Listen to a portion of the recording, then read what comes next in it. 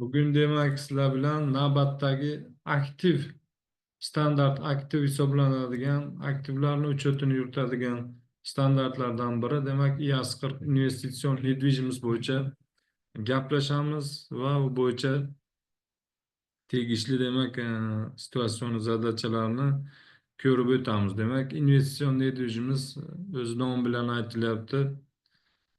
Demak, bu kompaniya tomonidan biron bir demak mulkka demak ko'chmas mulk har doim bu demak investitsion недвижимость zemlya или zdaniya bo'ladi, ya'ni ko'chmas mulk hisoblanadi. Shunga kiritilgan investitsiya, shunga yo'naltirilgan mablag' hisoblanadi, tushuniladi.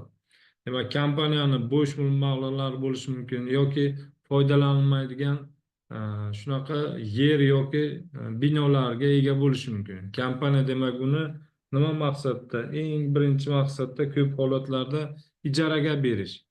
Ijaraga, operatsion yoki moliyaviy ijaraga berish bilan undan nima qiladi? Foyda, daromad olib turadi. Bu demak o'zini demak bo'sh pul mablag'lari bor. Bitta demak zdaniya yoki yerni sotib oladi, uni demak ijaraga berish bilan nima qiladi? Daromad ko'radi. Mana shu demak operatsiyalari nazoratini, uchetini olib borish uchun IAS 40 standarti ishlab chiqilgan MSFO tomonidan. Bu demak o'tgan dars sessiyalarimizda nima qilganmiz, buni IAS 2 yoki IAS 16 bilan birga demak qo'shib o'tib ketganmiz. Ko'proq demak situatsion zadachalarga vaqt ajratish maqsadida har bitta standartga bu sessiyadan alohida yondashishga qaror qildik. O'sha uchun har bitta holat bo'yicha, har bitta tushunmagan joylaringiz bo'yicha savollar beringlar. Juda ham bir katta standart emas. Nimaga aynan IAS 16, IAS 40, IAS 38 bitta nimaga stranitsaga yig'ilgan.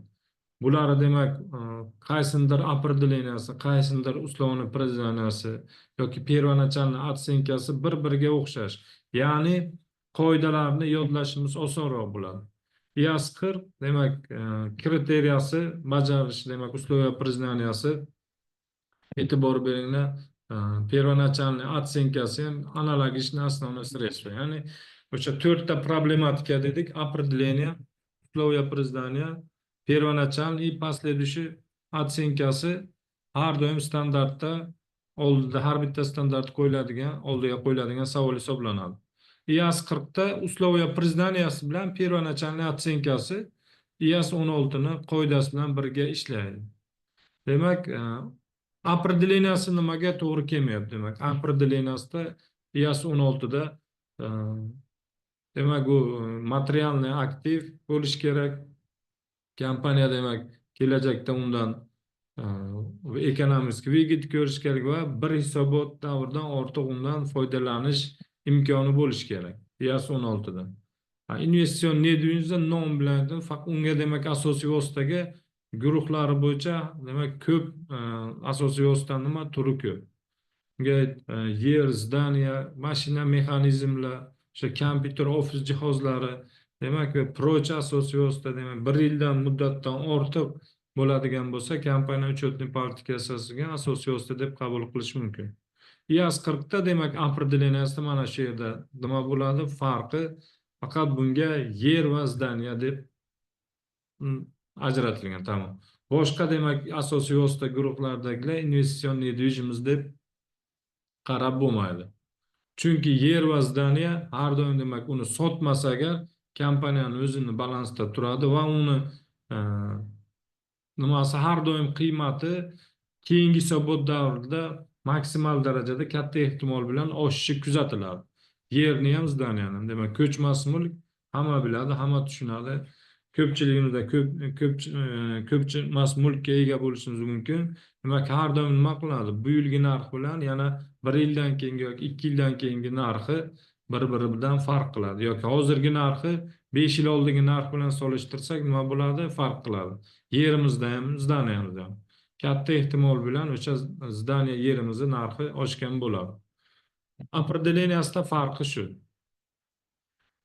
Demak, investitsion недвижимость deb tan olishimiz uchun demak aktiv ijaraga berilishi kerak bo'ladi va kompaniya o'zini e, sobstvenini o'zini demak odatdagi faoliyatdan undan foydalanmaslik kerak bo'ladi. Ya'ni unga ma'lum bir vaqt davomida, ma'lum bir vaqtda demak egalik qilish huquqi cheklangan bo'lishi kerak bo'ladi.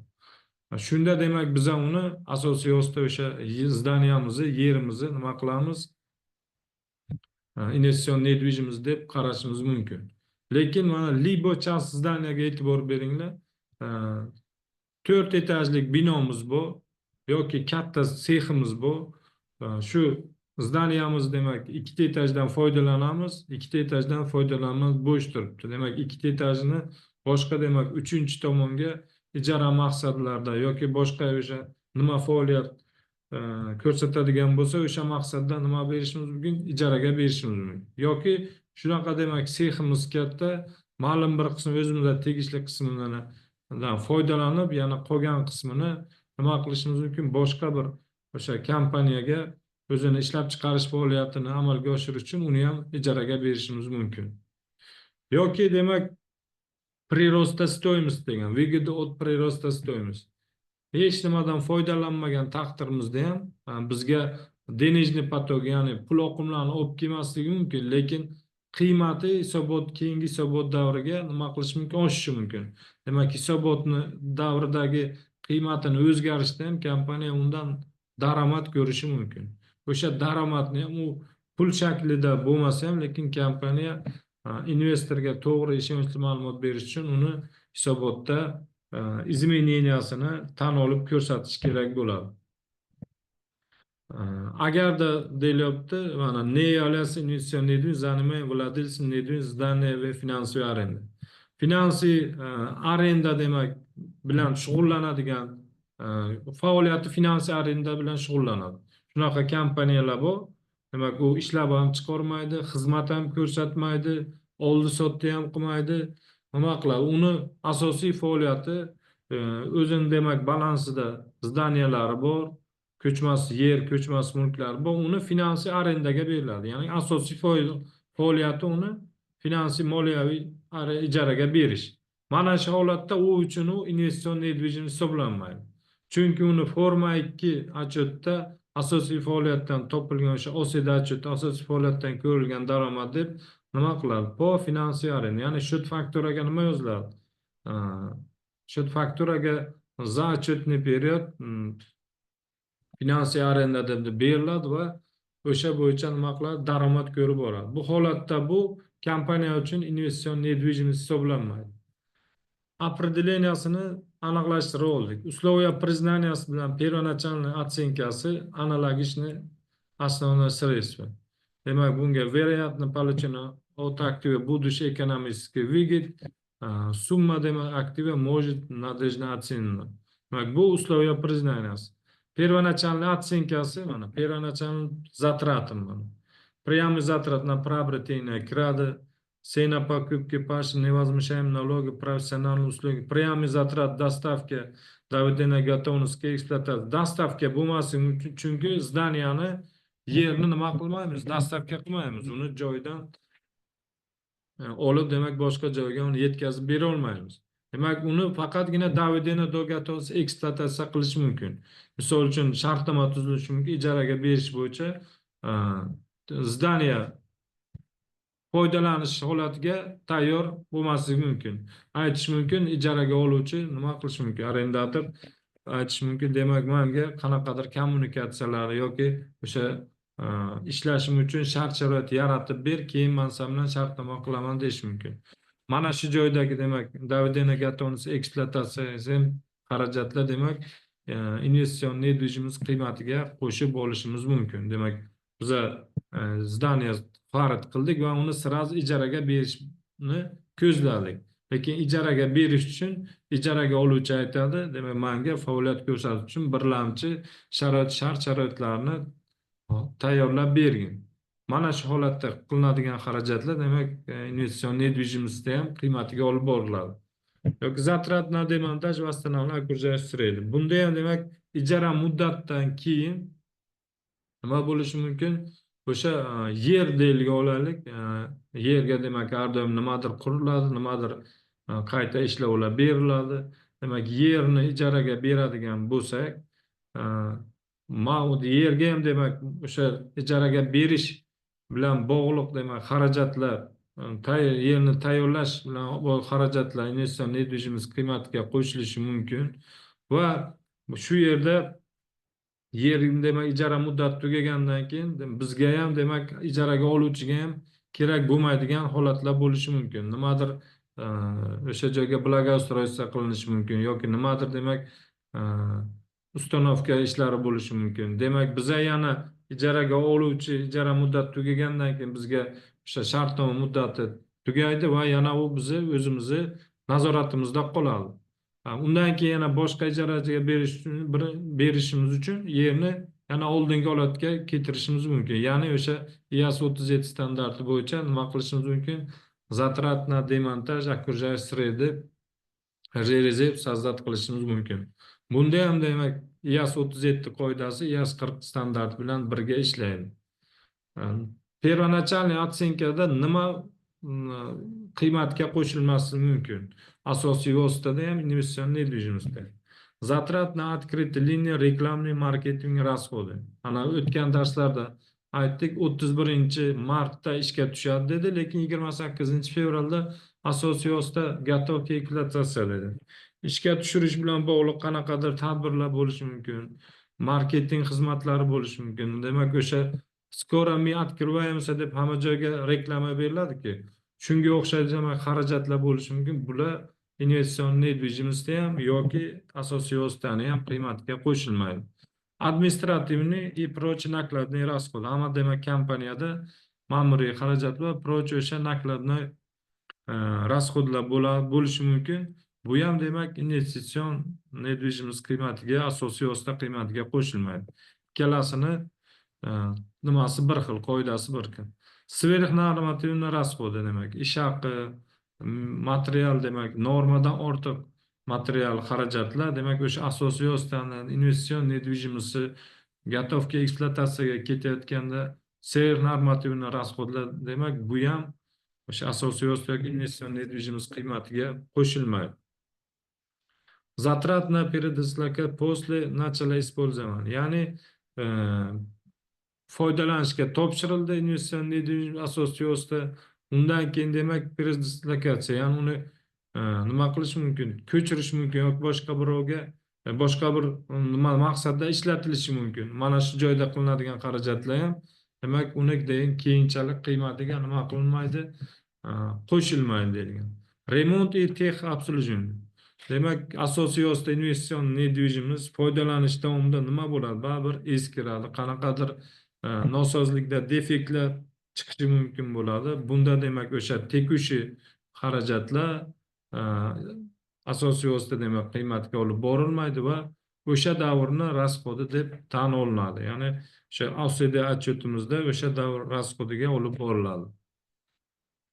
Bu demak первоначальный отсенкасы bo'yicha bir xil asosiy vosita bilan qoidasi. Demak uni qabul qila oldik balansga, investitsion недвижимость dedik va u bo'yicha demak keyingi nima bo'ladi? Hisob-kitoblar boshlanadi. Ya'ni отсенка после признания. Bunda ham asosiy vositani qoidasiga o'xshaydi. Ozgina nima bor? Farqi bor. Model учета по справедливой стоимости. По первоначальным затратам demak model учет по первоначальным затратам справедливой стоимости примечанияda раскрыт qilib boriladi. E'tibor beringlar. Po modeli справедливой стоимости demak nima qilinadi? Bunda demak e'tibor beringlar. Po modeli справедливой стоимости asosiy vositada справедливой стоимостьdan накопленная amortizatsiya va убытки от обесценения olib tashlar edik. Po справедливой стоимостьda изменение справедливой убыткada ko'rsatiladi, amortizatsiya qilinmaydi. O'sha uchun jирный qizil harf bilan berilgan, shunga adashmasligimiz kerak bo'ladi. Ya'ni agarda model учетasi investitsion недвижимости справедливой стоимости deb zadaniyada kelgan bo'lsa, u demak amortizatsiya qilinmaydi. Model учета первоначальным затратамda xuddi o'shani первоначальный стоимостьdan накопленная amortizatsiya и убытки от обесценения bo'ladigan bo'lsa, uni chegirib tashlab balans stoimость hisobotida ko'rsatamiz. Agarda spravедливость stoyimiz haqida ma'lumot bo'lsa, u primechani отчет demak o'sha oxirgi 5-shaklimizda kompaniyaning investitsion недвижимостлari ega va uni spravедливость stoyimostini yoritib berib ketishimiz kerak bo'ladi.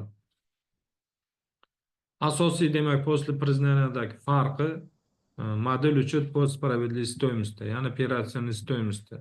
Изменение с прибыли-убыткada tan olinadi va amortizatsiya qilinmaydi. Nega amortizatsiya qilinmaydi, ustoz? Chunki o'z nomi bilan aytilyapti, po справедливой стоимости. Demak, har doim nima qiladi? Uni qiymati yangilanib boradi har hisobot davrida. Agarda perimiz, ya'ni oraliq hisobot davri, ya'ni 6 oylik, 9 oylik hisobot davri tuziladigan bo'lsang, u baribir справедливость стоимость topiladi. Справедливость стоимость IFRS 10 standart bo'yicha nima? Demak, o'sha har doim kompaniyani aktiv обязательствasi to'g'risida aktiv rynokdan uni ma'lumot olish imkoni bo'lishi kerak. Demak, investitsion недвижимость ham xuddi o'sha rynokdan, рыночный стоимость olingandan keyin u o'zi nomi nima bo'lib boryapti? O'sha qiymati yangilanib boryapti. Demak, uni amortizatsiya qilishga hojat bo'lmaydi. Shu sababdan amortizatsiya qilinmaydi. Menimcha, men bu не для использования в производстве, поставки товаров shunchun ham bo'lsa kerak, ustoz. Masalan, o'sha именно o'sha o'zini faoliyatida ishlatmagani uchun bo'lsa kerak. Yo'q, первоначальным затратимda ham ishlatmaydi. Investitsion недвижимость bersa, после признанияsi qaysi uchotda foydalanishdan qat'iy nazar u ishlatmaydi. Siz o'sha yeringizni berdingiz ijaraga oluvchi undan ma'lum bir maqsadda foydalanyapti, siz borib bunga nima qila olmaysiz. Shartnoma muddat davomida undan foydalanish huquqi bermaydi. To'xta, shu yerda men shu yarim gektar joydan men foydalanib turay deb bunga siz ayta olmaysiz. Shartnoma baribir o'sha o'zini punktlari bilan kuchga kirgan bo'ladi.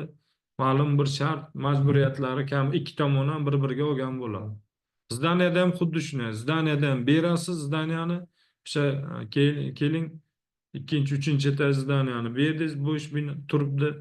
Unga chiqib har doim nima qila olmaysiz, kontrol qila olmaysiz yoki o'zingizni maqsadingizda foydalana olmaysiz. Xalaqit qila olmaysiz faoliyatiga. O'sha uchun ham kriteriyasi, определенияsi IAS 16 dan farq qiladi. Rahmat, ustoz.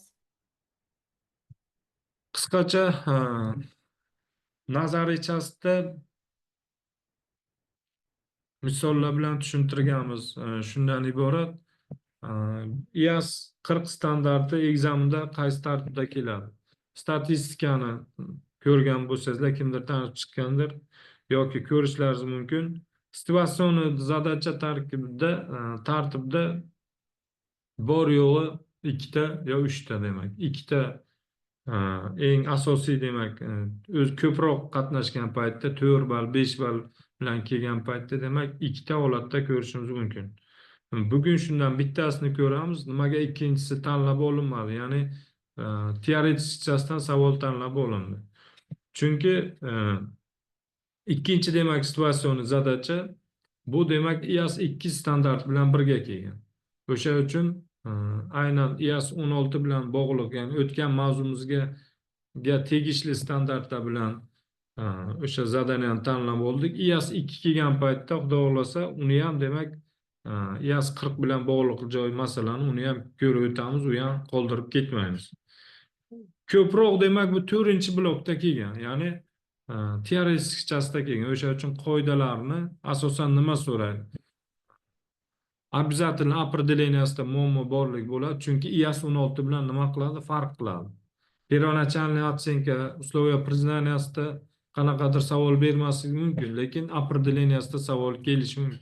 Aniq, chunki IAS 16 bilan farq qiladi. После otsyenkasi ham IAS 16 bilan farq qiladi. O'quvchini mana shu yerda standartni ajratib bilish, qoidasini ajratib bilishni nima qiladi? Bilimini ekzaminator tekshirib ko'radi. Chunki u IAS 16 bilan bir xil deb IAS 16 ning qoidasini yozib ketish mumkin после признаниясida. O'sha uchun ko'p holatda teoretikchasida mana shu holatda kelish mumkin. Statistikani ko'rsak, bugun demak bitta o'sha e, ham rashyot ham teoretchasidan bitta 4-blokdan savol tanlab olingan o'tgan sessiyalardan. Undan tashqari yana kichkina o'sha mantiqiy fikrlashimizni, mantiqiy o'sha fikrimizni oshirish maqsadida bitta primer ham berilgan. Agarda savollar bo'lmasa teoretchasida situatsion zadachaga o'tamiz. Savollar bormi? Investitsion nedvijimiz demak har doim yer yoki bino yoki o'shani demak bir qismi, binoni bir qismi sifatida kompaniyaning hisobotida tan olishi mumkin. Boshqa asosiy vositalar investitsion nedvijimiz talabiga javob bermaydi.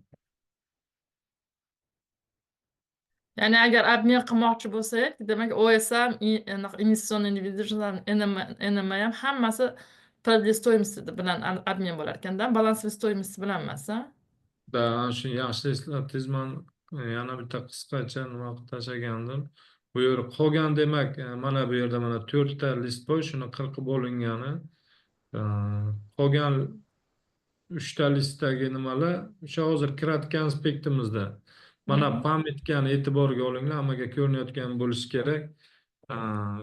Investitsion nedvijimiz asosiy vosita investitsion nedvijimizga almashishi mumkin yoki zapas ham investitsion nedvijimizga o'tishi mumkin.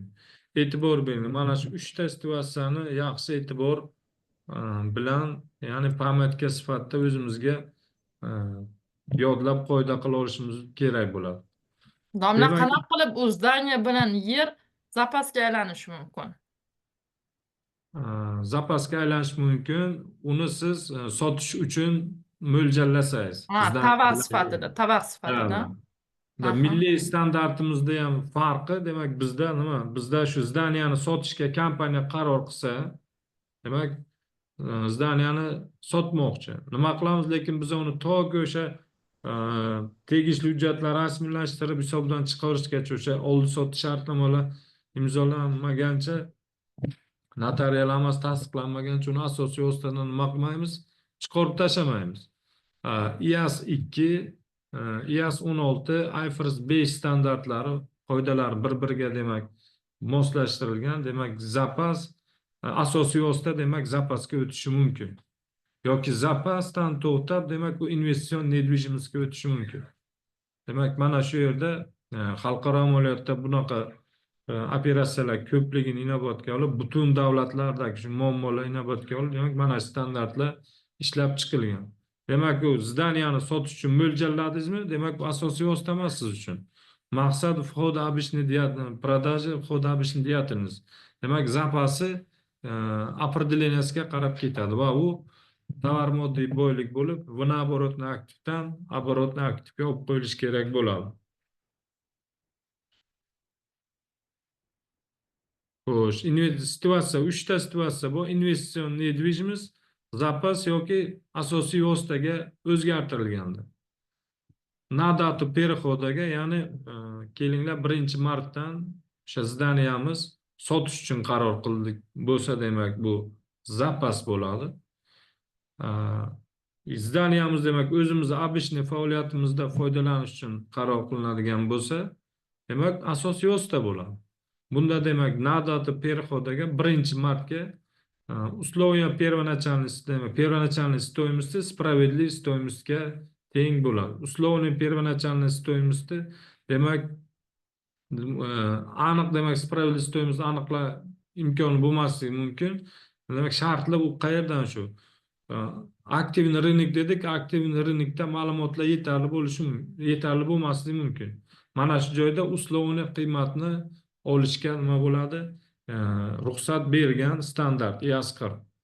Va u справедливый стоимость bilan teng справедливый стоимость deb tan olib, o'sha bo'yicha hisobotda zapas yoki asosiy vositada tarkibida ko'rsatishimiz kerak bo'ladi. Endi zapas demak biza o'sha zdaniyamizni yoki yernimizni sotish uchun qaror qilgandik, zapasda turgandi va uni sota olmadik yoki qanaqadir kompaniyani o'sha direktorlar, o'sha mulkdorlar o'rtasida решение o'zgarib, uni investitsion nedvijimizga ijaraga berishga решение bo'ldi. Bu paytda demak на дату перехода оценка investitsion недвижимость, investitsion недвижимость справедливость стоимости olinadi. Ya'ni o'sha IFRS 13 standartiga murojaat qilinadi. Zapas demak, nima qilamiz uni zapasdan hisobdan chiqarayotganda analogичный их продажи.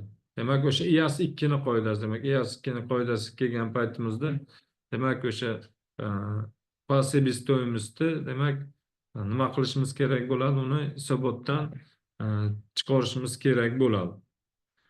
Endi asosiy o'sda qaysi любой model deyilyapti? Model по первоначальным затратам yoki operatsion stoimость. Qaysi demak modelda foydalanishdan qat'iy nazar uchetning politikasiga asosan investitsion недвижимостьga o'tadigan bo'lsa, data переходaga переоценка qilinadi. Qaysi demak первоначальным затратымda yuritilsa ham переоценка qilinadi. Ya'ni asosiy o'sda qayta baholanadi. Qayta baholanish kerak bo'ladi. Rezerv переоценка не растет прибыль при выбитии инвестиционной недвижимости. Rezerv переоценка demak hosil bo'lishi mumkin. O'tgan darslarimizda nima qildik, ko'rdik. Asosiy o'sdan переоценка qilganda nima dedik? Uni prochi savokupniy dohodga olib bordik. Bu yerda aytilyapti, demak NRPga olib boriladi. Qachonki investitsion недвижимость hisobdan chiqarilgan paytda, yana qaytib asosiy o'sdagi zapasga qaytgan paytda nimaga olib borishga ruxsat beriladi. Neras bilan pribylga olib borishga ruxsat beriladi. Xullas, investitsion недвижимость demak data situatsiya переходida 3 ta holatda ham ko'rishlaringiz mumkin. Har doim demak справедливость стоимостьga olib, ya'ni справедливость стоимостьni aniqlashga maksimal darajada urg'u berilgan. Условный первоначальный стоимость ham demak справедливость стоимость deb tan olish mumkin. Zapas investitsion недвижимость bo'lsa, o'z-o'zidan investitsion справедливость стоимость deb tan olinadi. Na data переходaga demak asosiy o'sda investitsion недвижимостьga o'tsa, любой modeldan qat'iy nazar demak buni biz переоценка qilishimiz kerak bo'ladi. Переоценка degan paytda e'tibor beringlar, po modeli переоценка. Nimaga shu yerda справедливость стоимость deb aytilmaydi? U переоценка qilgan paytimizda u hamma payt ham переоценка bo'lmasligi mumkin, utsенка ham bo'lishi mumkin. O'sha uchun po modeli переоценка deb IAS 16 qoidasi bu yerda ishlaydi.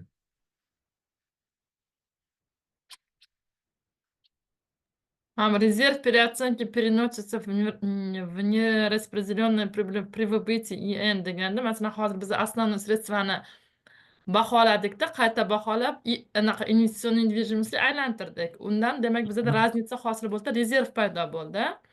Bu rezervni biz faqatgina o'sha INimiz anaqa выбытие bo'layotganda, zapaska yoki bo'lmasa основной средствga yana qayta o'zgartirilgandagina foydalana olamiz, bu rezerv переоценкаdan.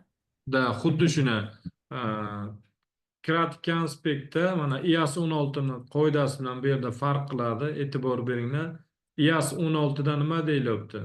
Резерв может переносить либо по мере использования, либо в момент выбития. Ya'ni IAS 16 da ishlatayotgan paytimizda ishlatimizga qarab demak NRP olib borishimiz mumkin yoki asosiy o'z hisobdan chiqarayotganda uni NRPga olib borishimiz mumkin.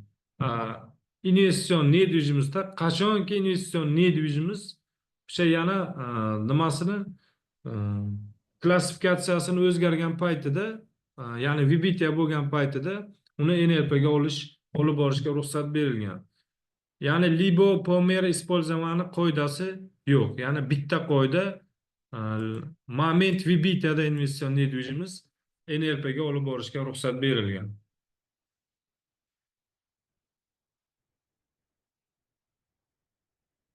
Nimaga bu qoida olib tashlanganiga bir fikr yuritadigan bo'lsak, buni biz ishlatmaymiz. Bu yerda aytiladi, asosiy vosita IAS 16 da uni ishlatamiz. Har doim faoliyatimiz davomida ishlatamiz. IAS 40 da undan biz foydalanmaymiz. Demak, buni o'sha arendator olib yerimizdan, zdaniyamizdan foydalanadi. Shu uchun bu qoida chiqarib tashlanganda qachonki moment vybitiyaga demak NRPga olib borishga ruxsat berilgan.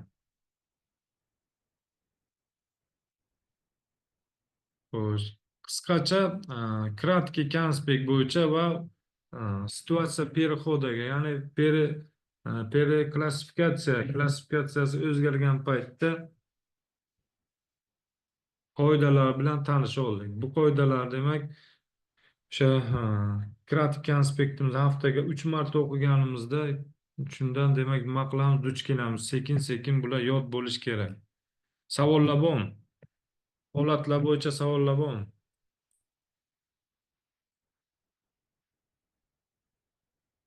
Savollar bo'lmasa, zadaniyaga o'tamiz. 8 ball o'rindagi zadaniya, lekin buni ham hammasi 8 balli ham aynan IAS 40 ga tegishli emas. Chunki bu IAS 16 bilan birgalashib kelayotgan situatsion zadacha hisoblanadi.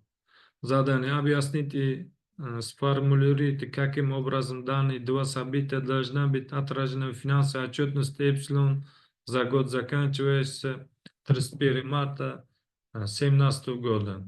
Demak, iyun 2017 года, 3-chi blok B задание. Компания Эпсилон ежегодно составляет финансовую отчетность по состоянию на 31 марта.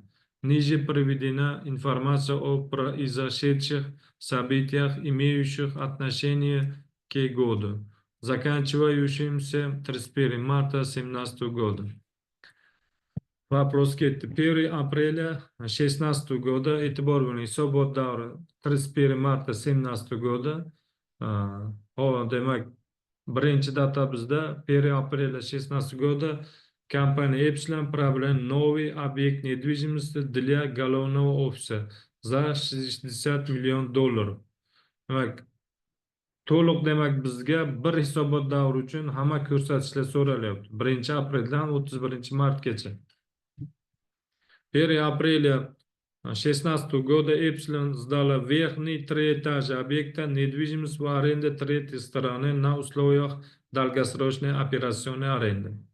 Ежегодный арендный платеж, причитающийся к получению Epsilon, начиная с 31 марта 2017 года, составлял $2 million.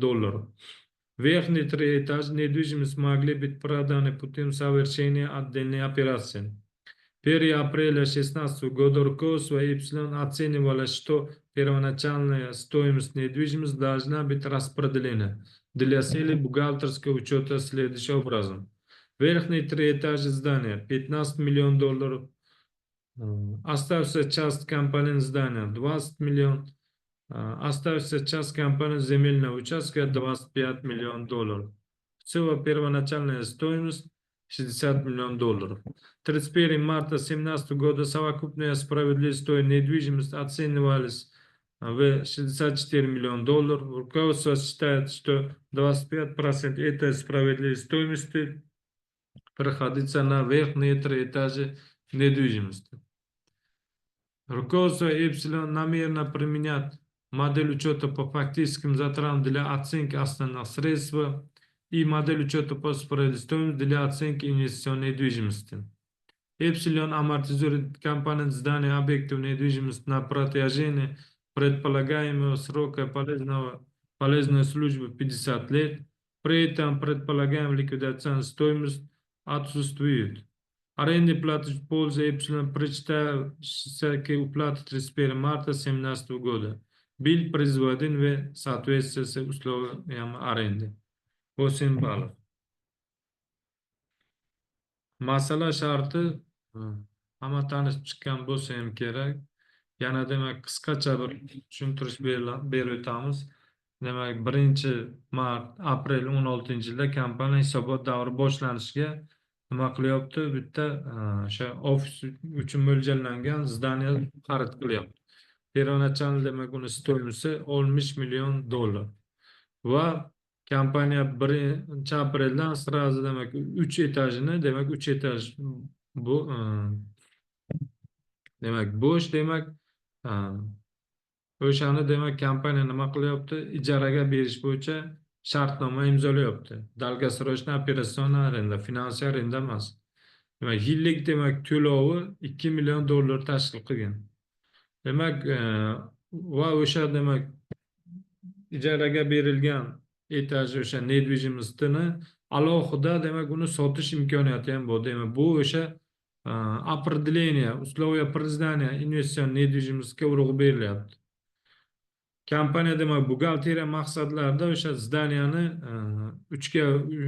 uchta qiymatga bo'lib imkoni bo'lgan va bular o'sha ijaraga berilgan demak qismi 15 million, kompaniya zdaniya 20 million, земельный uchastkasi 25 million tashkil qilgan. Va hisobot davrida endi 31 mart hisobot davri oxirida недвижимость справедливость стоимости aniqlanyapti. 64 million dollar. Shundan 25% demak o'sha investitsion недвижимостьga tegishli degani. Ya'ni bu 16 million tashkil qiladi. Rukovodство Epsilon учетный politikasiga asosan asosiy osdan по первоначальным затратам, ya'ni model учета первоначальным затратам, bu nima degani? Первоначальная стоимость minus накопленная амортизация убытки от обесценения. Shu model bo'yicha olib boradi. Investitsion недвижимость IAS 40 standartiga asosan по справедливой стоимости olib boradi. Ya'ni investitsion недвижимость по справедливой стоимости olib boriladigan bo'lsa, изменения har doim признаются в прибыли убытки, инвестиционная недвижимость в отчетном периоде ne amortizatsiya, ya'ni nima qilinadi, amortizatsiya hisoblanmaydi. Справедливый стоимостda bo'ladigan bo'lsa va zdaniyani demak xizmat qilish muddati berilgan, likvidatsiya stoimasi aniq emas, mavjud emas va o'sha arenda bo'yicha to'lov Epsilon foydasiga 31-mart 17-yilda nima qilingan, to'lab berilgan. Shartnoma shartlariga asosan to'lab berilgan.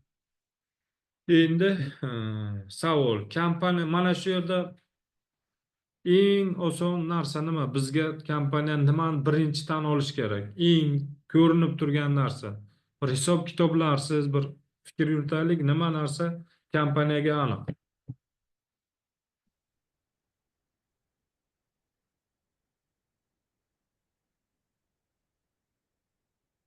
Nima deb o'ylaysizlar? Kompaniya sirazi nimani hisobot davri uchun tan olish qo'ysa xato bo'lmaydi. Asosiy vositani. Endi asosiy vosita to'g'ri, yaxshi. Yana kimda fikr bor? 2 million pribylmi? Nimani? 2 million pribyl deb yozib qo'yibdi-da, o'sha nima degan. Demak bizga eng oson nima? 2 million dohod, hech qanaqa bir hisob kitoblarsiz boshqa kompaniya uni dohod operatsion arenda deb sirazi tan olib qo'ysa nima bo'ladi? Hech bo'lmasa o'sha masalani, ya'ni ichiga uni sho'ng'ib ketmasdan определение, условия признания, первоначальный последующий оценкаlardan tashqari bitta demak biza imkoniyat berilibdi. Ekzaminator nima deyapti? 2 millionni qanday ko'rsatadi deyapti. Доход от операцион аренда va по равновесным срок аренда. Demak, задание июнь 17 года.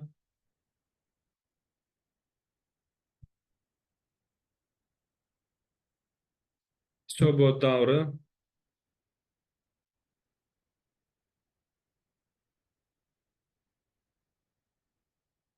boshlanish demak 16, hisobot davri oxiri 03-17.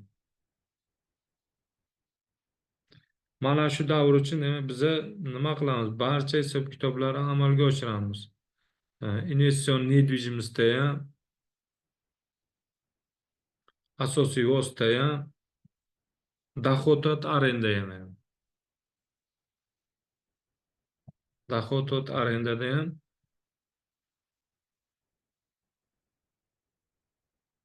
to'liq demak 1 yillik ko'rsatishlarni tan olamiz.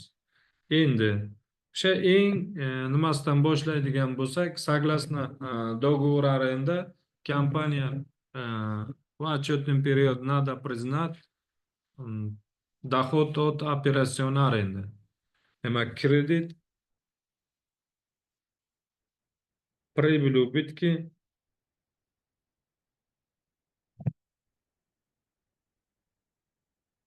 поезды, 2 ming. 2000. Sırası demek nima qilamiz? Dohod от arenda deb tan olib qo'yamiz hisobot davri uchun. Po равномерным сроки arenda. Demak, yillik e, arenda qiymati demak 2 million dollarni tashkil qilgan. Endi birinchi, ikkinchi, demak IAS 40 bo'yicha buni o'zi agar standart bilan qaraydigan bo'lsak, dohod bo'ladigan bo'lsa, договор покупателем IFRS 15 va IAS IFRS 16 standarti bilan nima qilinadi? Nazorat qilinadi o'zi. Hozir bu yerda endi u standartlarni aralashtirib o'tirmaymiz. Demak, IFRS 16 standarti o'zi alohida nima? Bu yerda IAS 40, IAS 16 dan tashqari IFRS 16 standartini ham bemalol ishlaydi desak, xato bo'lmaydi. Endi IAS 40 bo'yicha boshlaydigan bo'lsak, demak, верхние 3 этажи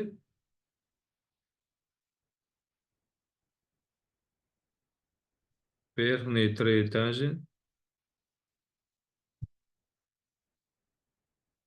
это является инвестиционной недвижимостью, так как выполняется критерий признания.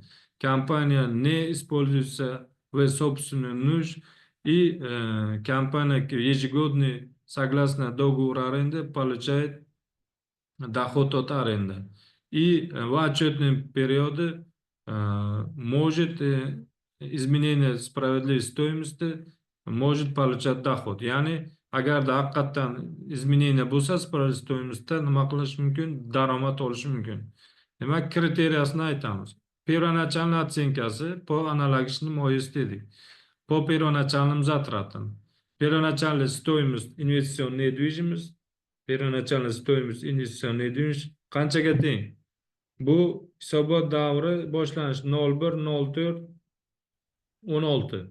Mana bu yerda 60 milyon. 60. 60 milyon. investitsion недвижимость qancha? 60 milyon. 15 milyon emasmi? Ha, Nimaga doğru. 15 million?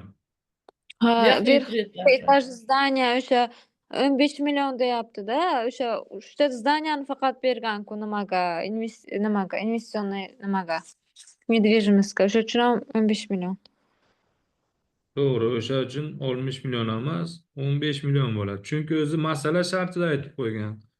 Buxgalteriya maqsadlarida uchotini yuritish uchun deyilyapti. Uni demak qiymatlarga 60 ni o'zi 3 ga bo'linyapti. Kompaniya zdaniya, kompaniya zemlya и инвестиционный недвижимость. Bo'ldi, первоначальный aniqlab oldik. Определениясini berdik, условия признаниясini berdik. Первоначальный оценка qildik и последующий оценка qoldi. Последующая оценкасida o'zi aytyapti. Последующая оценка инвестиционной недвижимости по SPS, по справедливой стоимости deyilyapti. Demak, bu o'z-o'zidan сразу не амортизируется.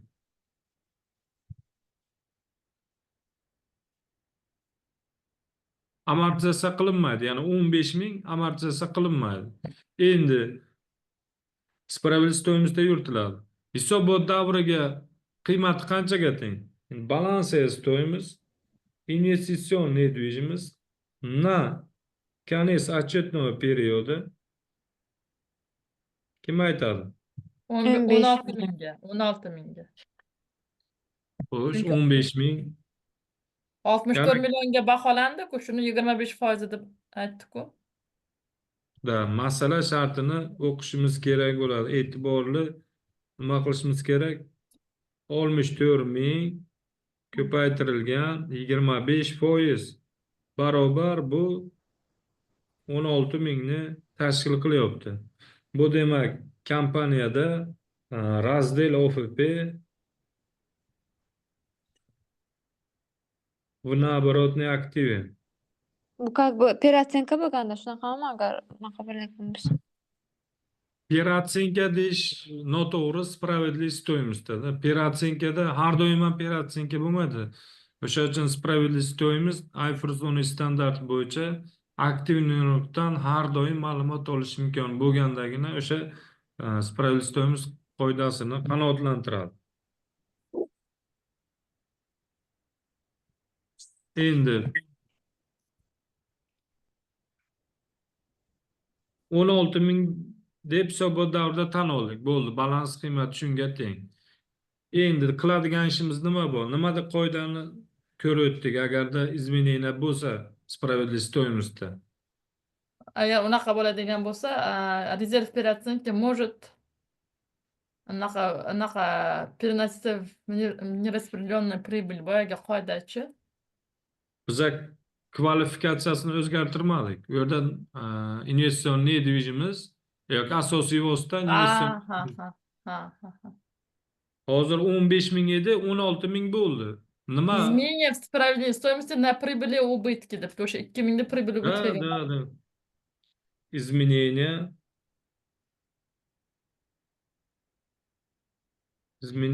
СПС, инвестиционная недвижимость относится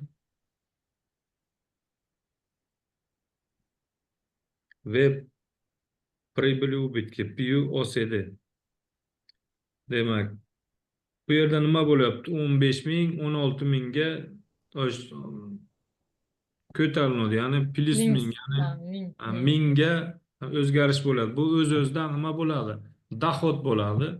Demak, kredit прибыли убытки OST 16 ming minus 15 ming. Demak, investitsion nedvижимость bo'yicha bo'ldi. Ikkinchi standartimiz bo'yicha nima qildik? Qisqacha qoida сразу расчет berib o'tdik. Endi bizda uchinchi nimamiz bor, standartimiz bor. Qaysi qolyapti demak bizda? Yes, 16. IAS 16 bo'yicha nima qilamiz? Kimda nima fikrlar bor? Qaysi qoidadan boshlaymiz? Мокера, определение, условия признания, первоначальные, последующие. Shu biz binoni 3 ga bo'lib oldik. 3 dan qolgan ikkita qismini kompaniyaning оставшаяся часть kompaniyaning здания bilan kompaniyaning земельный участкani первоначально anaqa qilib olamiz. Boyagi 60 mingdan 15 mingga ayirib. Aha. Lekin buni общий hammasi OS ga kirmaydimi? Chunki OS da qismini biza inaga oldikda. Birinchi OS qilib olib, keyin ina qilib olamizmi yoki? Yo'q, ine qila oldik, ishdan u bo'yicha tugatdik. Bo'lmasam 45 ming OS первоначальный оценка anaqasi shu bo'ladi, оценка. Bo'lganidan amortizatsiya hisoblaymizda shunda. 20 mingga amortizatsiya hisoblaymiz-da zdaniyani. Aha. 25 nimaga yerga hisoblanmaydi amortizatsiya. Rahmat. O'sha uchun To'g'ri. kompaniya zdaniya bilan kompaniya zemlya nima qilgan? Ajratib ko'rsatilgan. Остальной компонент здания, компонент земельного участка учитывается в качестве основного средства, так как является материальным активом. Demak, bu определение IAS 16 ketadi bu yoq. Является материальным активом, используем в административных целях более чем одного отчетного периода. Первоначальная оценка по первоначальным затратам. И первоначальная стоимость qanchaga teng demak bor bizda 45 ming. Demak, buni первоначальная стоимостini ko'rsatish ham kerak emas asosiy vosita. Последующая оценка основного средства по первоначальным затратам за вычетом окупленной амортизации убытки от обесценения. Amortizatsiya начинается ketdik qoida. Bizda demak и относится на операционный расход периода. Bizda mana shu yerda asosiy vositani komponent zemlya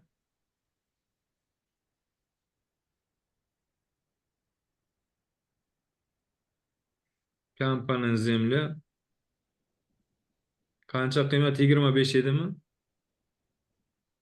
Ha, 25. 25 ming ne amortiziруется?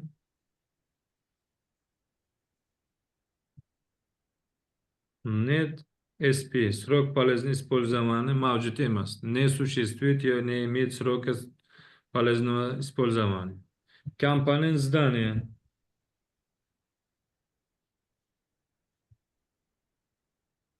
Компонент здания. 20 ming amortizer etsa.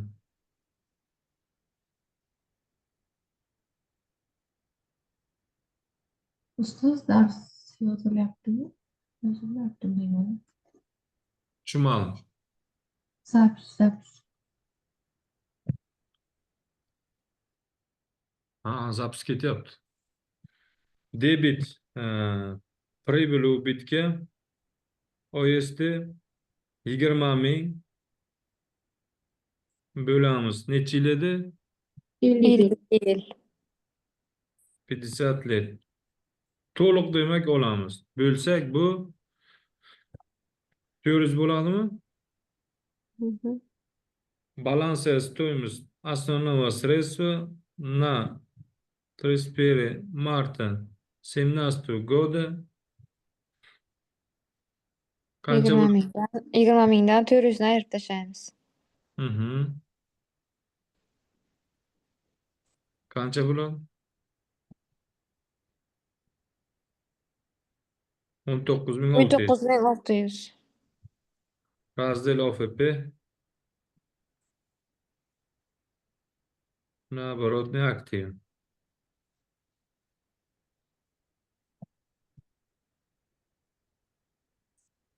To'g'ri bo'ldimi?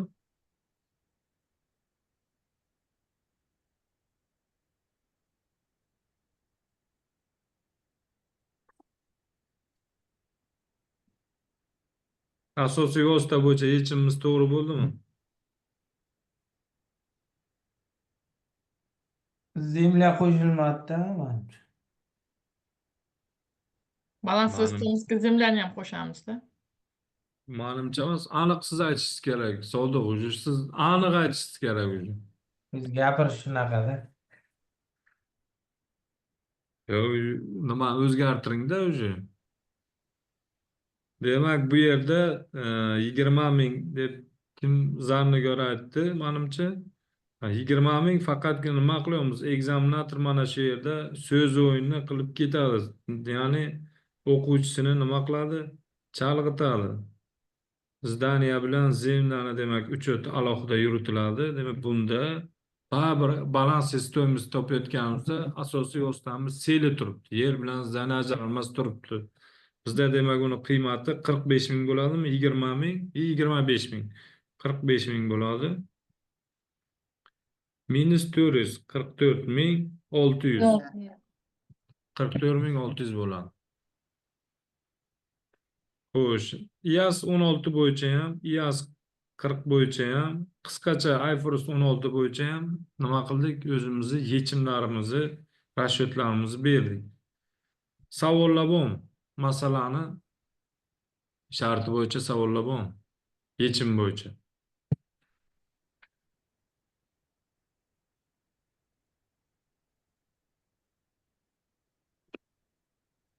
Mana bu Agarda asosiy vositani ham qayta baholamaymiz. Dohodga olib turib, raziyasini ma'lumot bormi? 64 ming degan-ku, o'sha общий narxi. 75% 48 ming bo'ladi. Rahmat sizga. Yana o'zgartirish kiritamiz bo'lmasa. To'g'ri aytyapti Sodiq. Kimda fikr bu? To'g'ri aytyaptimi Sodiq? Ya'ni Sodiq fikri nimada? Совокупная справедливая стоимость bo'lsa, amortizatsiya hisoblanmasdi. Qaytadan ayting, eshitmadim. Ana IAS 40 bo'yicha Справедливый стоимость bo'lsa amortizatsiya hisoblamaymiz. spravedливый стоимость bo'lsa Hozir u bo'yicha tugatdik. Sodiq OS. bildirayotgan fikri IAS 16 asosiy vosita bo'yicha aytmoqchi. Ya'ni Sodiq nima demoqchi? Hisobot davriga 31.03 ga to'liq o'sha asosiy vositamizni, zdaniyamizni qiymati, SPS qiymati 64 mingga teng. To'g'rimi Sodiq?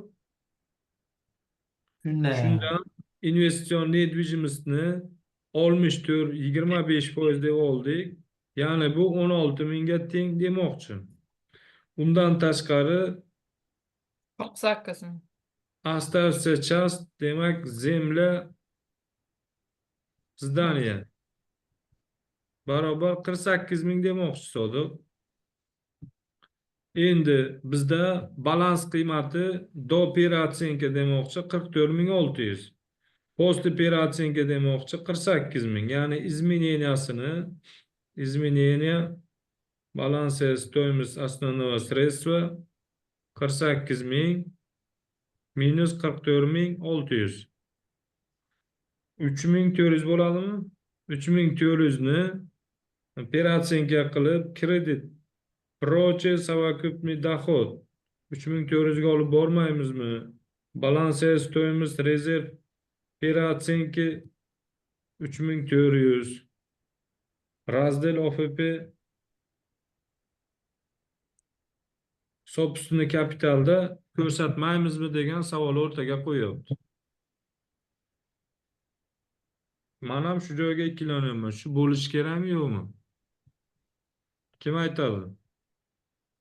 Bo'lsa nimaga to'g'ri haqiqatan shunday bo'lish kerak deb, bo'lmasa nimaga sababi? Sodiq o'zingizda demak fikr aniq fikr nimada? Nimasidan chiqdiki? Demak, spravедливый стоимостьda 64 mingga tengligini inobatga olib, biz uni qayta baholashimiz kerak. Shunday demoqchisiz, to'g'rimi? Shunday. Lekin Yaxshi, yana bitta bir joy bor ekan, hozir e'tibor qoldim. Mana bu руководство Epsilon намеренно применяет модель учета по фактическим затратам для оценки основных средств. Debdi-da, shu joyga ikkiladi. Ana shu joyi kulchoy moment shu edi. Shu uchun bu bizga qachon kerak deb model uchun po operatsion stoyimiz bo'lsa edi, ana siz aytgan bu yechim to'g'ri bo'lardi. Hozir demak bizda epsilon nima demoqchi? Asosiy vosita bo'yicha po фактическим затратам deyapti. Справедливый стоимостda investitsion недвижимость olib borasan deb aytilyapti. Ya'ni aniq uchetniy politikasida ko'rsatib o'tilgan. Lekin shuni anaqa примечаниеda ko'rsatib qo'ymaymizmi ustoz mana shuni? Spravедливый стоимостdagi o'zgarishda? Yo'q. Asosiy vosita bo'yicha qilmaysiz. U yen bo'yicha edi-da, Yen bo'yicha edi, agar по первоначальным затратам bilan topardik. Unda ham справедливый стоимость bo'lsa, uni раскрывается в примечании. Справедливый стоимость инвестиционной недвижимости надо раскрывается в финансовой отчетности примечаний. Примечание в финансовой отчетности. Deb ko'rsatib o'tishimiz kerak bo'ladi. Yaxshi fikr bu demak nima qilamiz? Shu bo'yicha fikr yuritamiz. Ya'ni o'zimizni sekin uyg'otamiz, lekin aniq zadanada ko'rsatib o'tilgan bu demak по первоначальным фактическим затратам yuritish kerak deb aytmoqda. Shuncha narsaga 8 ballgina beradimiz. Endi bu yerda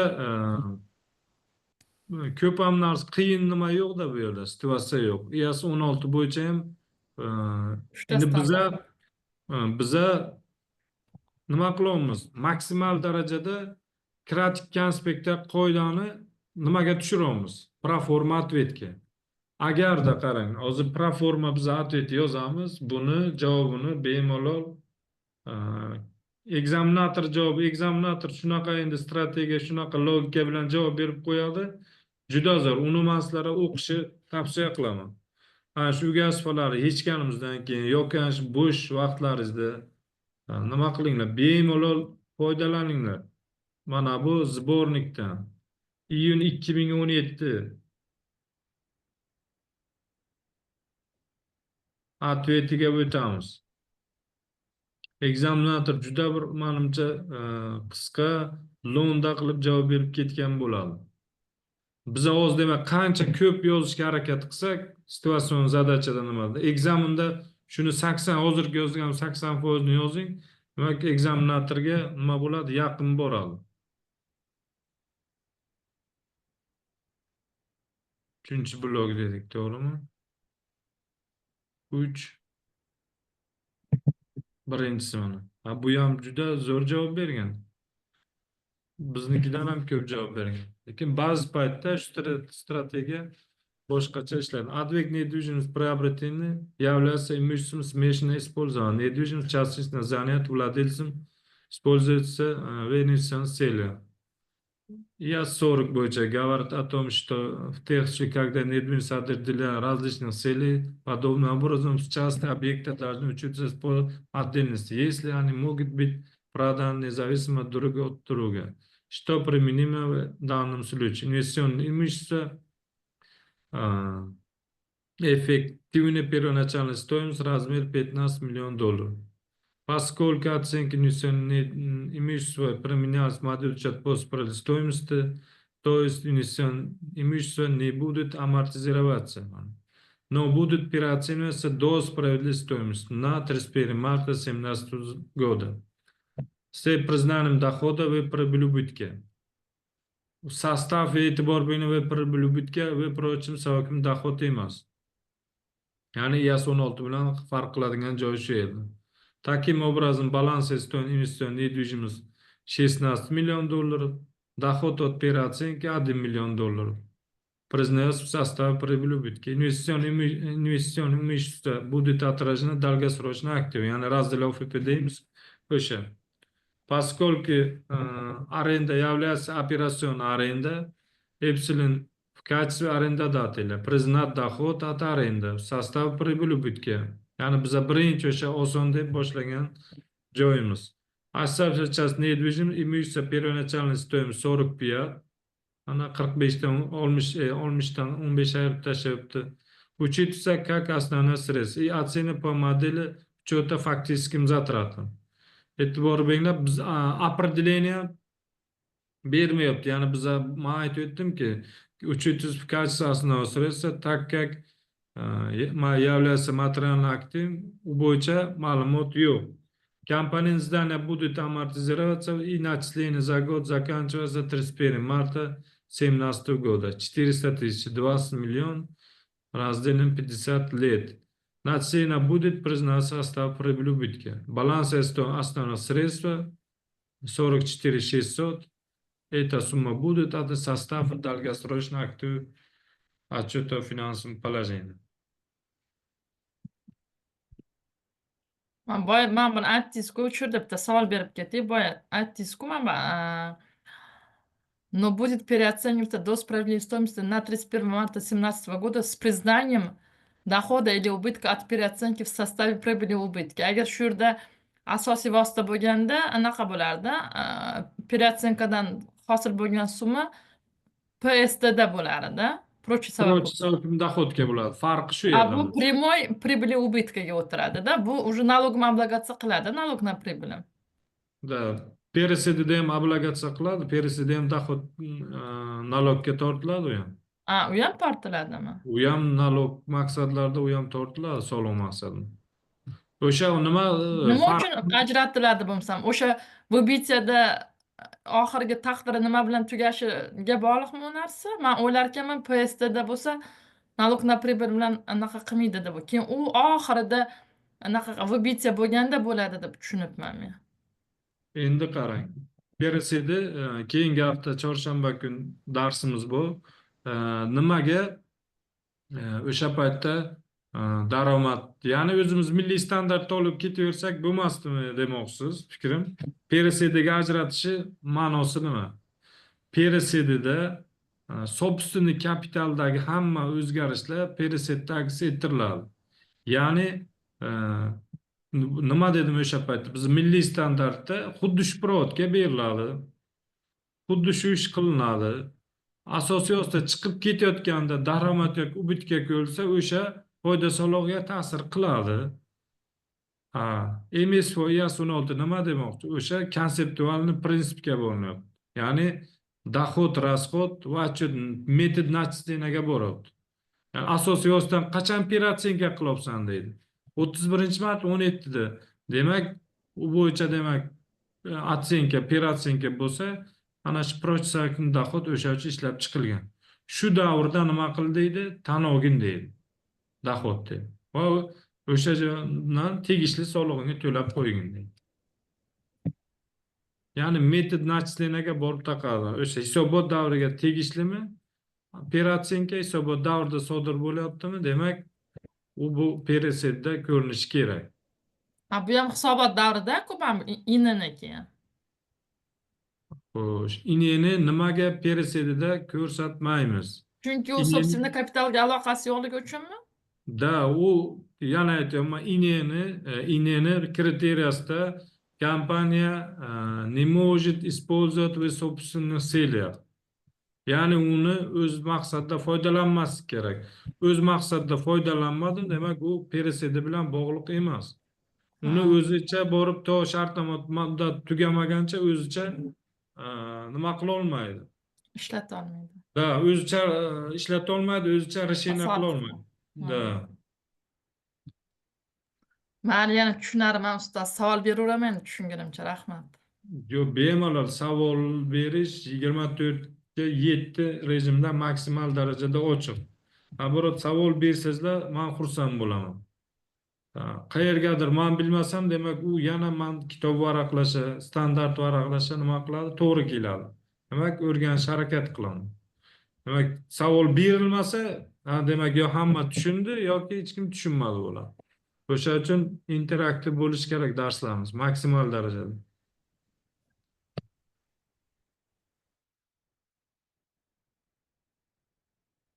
Shunda mana shu zdание o'zi foydalansa OS, biror kishiga bersa IN shunaqa bo'ladimi? Arendaga bersa yo'q. Misol biron kishiga berdi degani, berib turib, undan o'ziz foydalanish mumkin-da. Misol uchun ana Toshkent shahrida kvartirangiz bor. Kvartirangiz bor. Nima qildingiz uni? Yo qarindoshlaringizga yoki shu studentlarga kvartira berdingiz. Ya'ni o'sha nima qilish, qo'shimcha daromad topish maqsadida berdingiz kvartiraga. Lekin siz Toshkent shahriga oilaviy yoki ish bilan borganingizda o'sha kvartiraga bemalol borib foydalanib bilasiz, yotib dam olasiz, boshqa qilasiz, ishingizga borib kelasiz. Demak, o'sha kvartiradan foydalan. Bu siz uchun iyem bo'lmaydi. Bu siz uchun iyem bo'lmaydi. Uni o'zingizning maqsadlaringizda foydalanmasligingiz kerak bo'ladi. Siz Foyda Toshkent keltirish shahriga kerak-da. borganingizda, Toshkent shahrida borganingizda, demak siz yo mehmonxona yoki boshqa Boshqa joy joyga. qidirishga to'g'ri kelish kerak bo'ladi. Bu foyda keltirish kerak-da, to'g'rimi? Да, foyda keltirishga. От прироста стоимость или от сдачи аренды. Yana Tushunarli, savollar rahmat. bormi? Faqatgina zdaniya yoki uni bir qismi va yer. Demak, bizda investitsion nedvижимость sifatida qaralishi mumkin. Qolgan asosiy vositalar bu kriteriyaga javob bermaydi.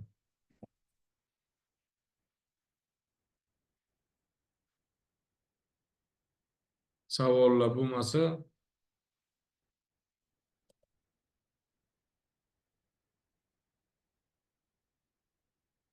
Wordda yozamiz, shuni qog'ozga tushiramiz endi.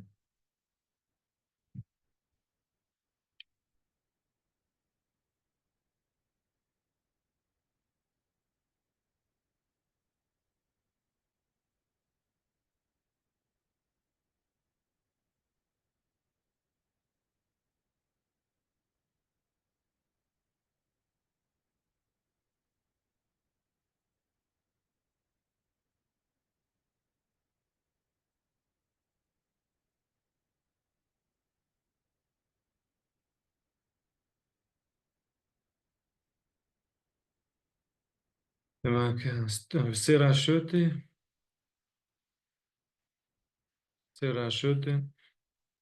$2000.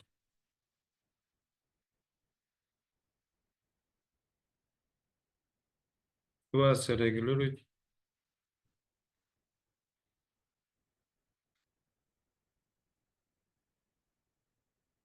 Пияз 16, пияз 40. Birinchi IFRS yozib qo'yamiz. IFRS 16.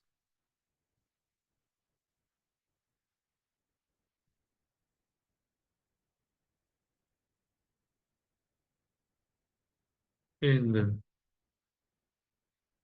nimadan boshladik? Biz birinchi dohoddan boshladik.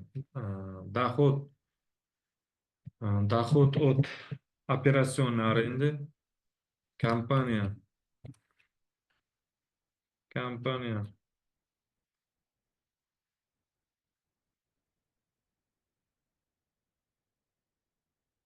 в отчетном периоде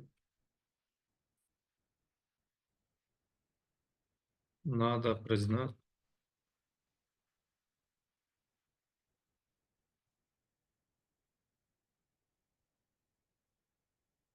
доход от операционной аренды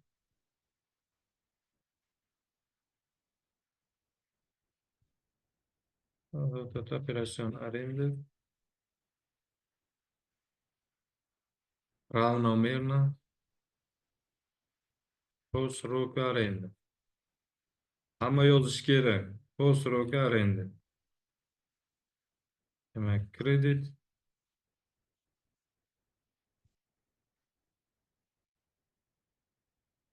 прибыли, убытки, OSD 2000. Доход от аренды. Endi IAS 40 bo'yicha ketadigan bo'lsak, bizda верхний троетажие, to'g'rimi? Верхний троетажие. Верхние троетажие.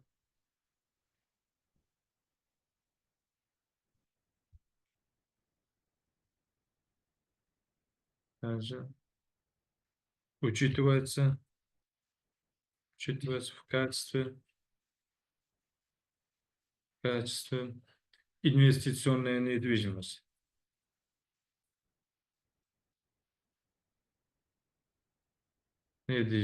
Так как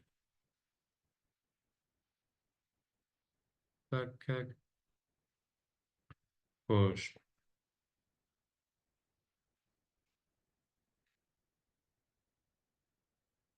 Так как здание отдельно идентифицируемо. Здание отдельно идентифицируемо.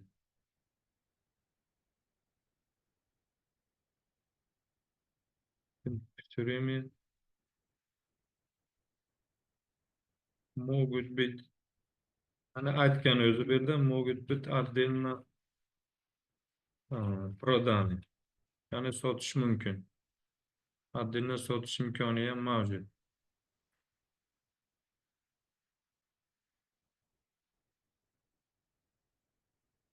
Отдельно проданы. Компания не используется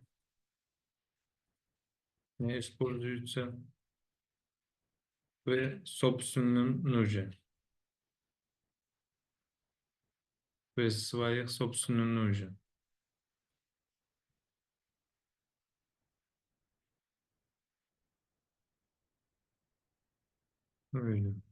И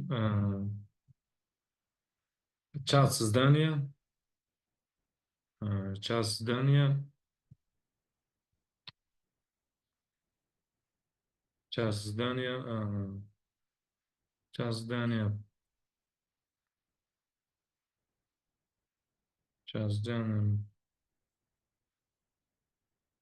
может шартнoma bor. Шартнoma с целью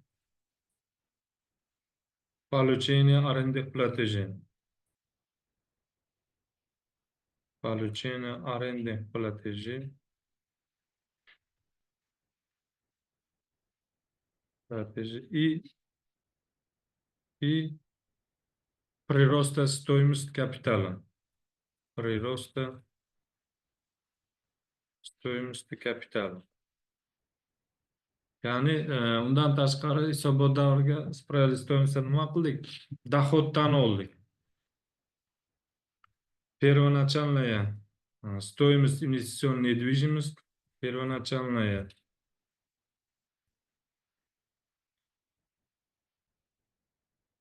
стоимость инвестиционной недвижимости,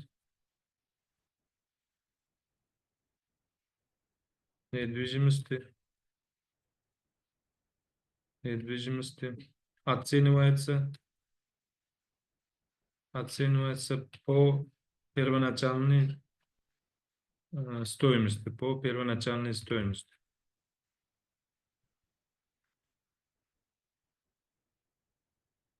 Стоимость 15 тысяч долларов.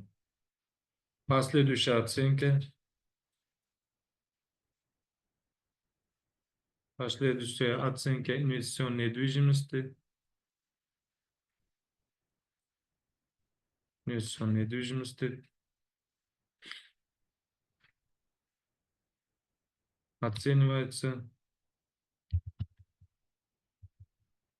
Оценивается по справедливой стоимости.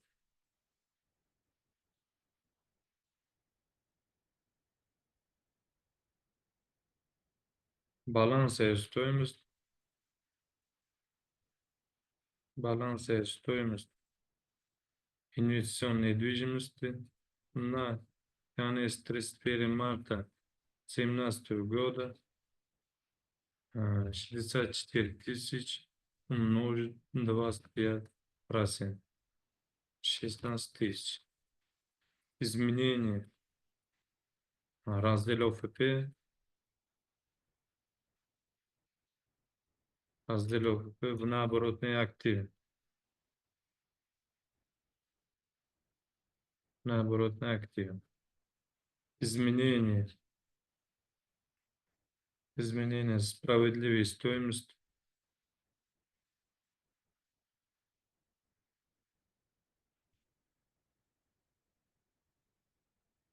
Справедливая стоимость инвестиционной недвижимости относится к прибыли убытки. К прибыли и убытки. Кредит. Прибыли и убытки.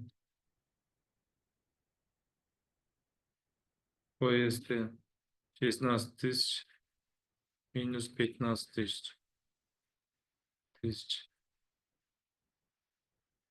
Xo'sh, demak, investitsion nedvijimiz bo'yicha nima qildik? Bo'ldi, hisob-kitob, rashodlar tugatib oldik.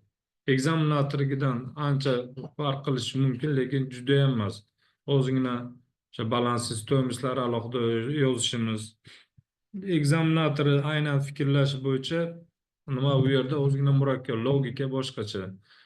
Bunga o'rgansak, demak, aynan OSED отчетda ko'rsatishimiz, OFP отчетda ko'rsatishimiz va shu proformaga enter tugmasi bilan ishlashimiz nima qiladi? Расчетlarimizni, hisob-kitobimizni alohida ko'rsatib boradi. Endi основное средство земельный участок и земельный участок и компонент нижний этаж здания, нижний этаж здания, нижний этаж здания,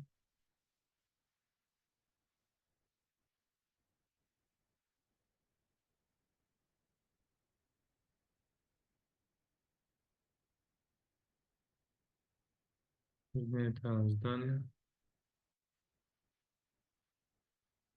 учитывается в качестве основного средства.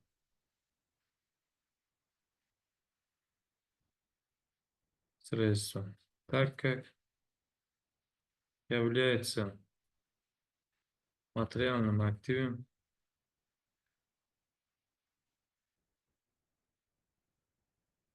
используемым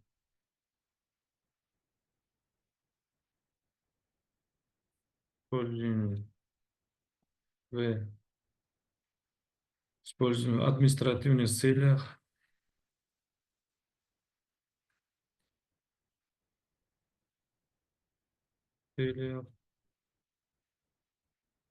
Более одного отчетного периода.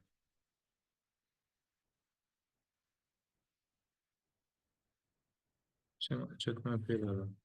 Первоначальная стоимость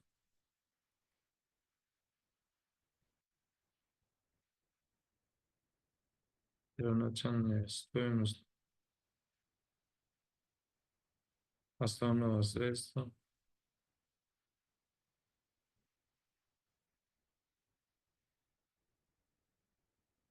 demak 60 000 minus 15 045 000. Последующая оценка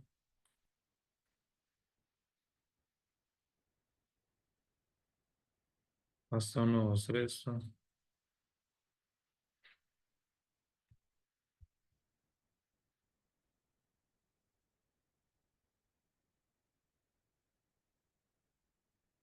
средства это по первоначальным затратам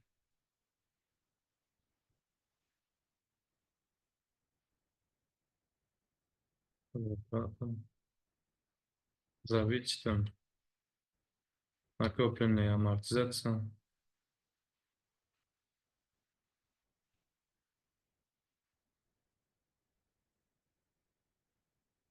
и убытков от цены.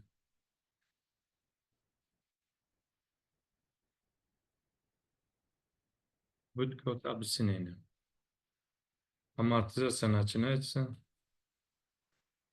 Амортизация начинается с 1 апреля 2016 года в течение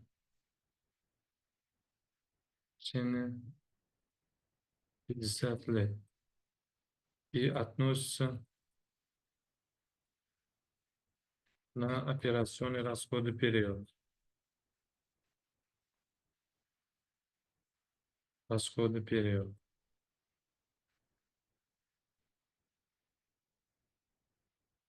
Земля не амортизируется.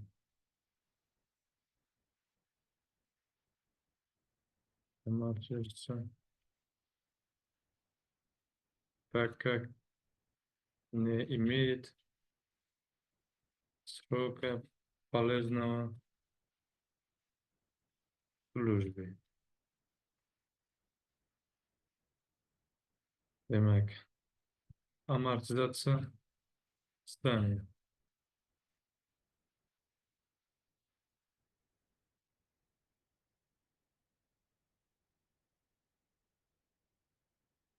Дебет прибыль убытки.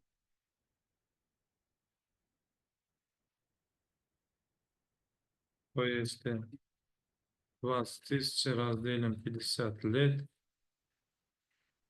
400. Балансовая стоимость. Балансовая стоимость основного средства.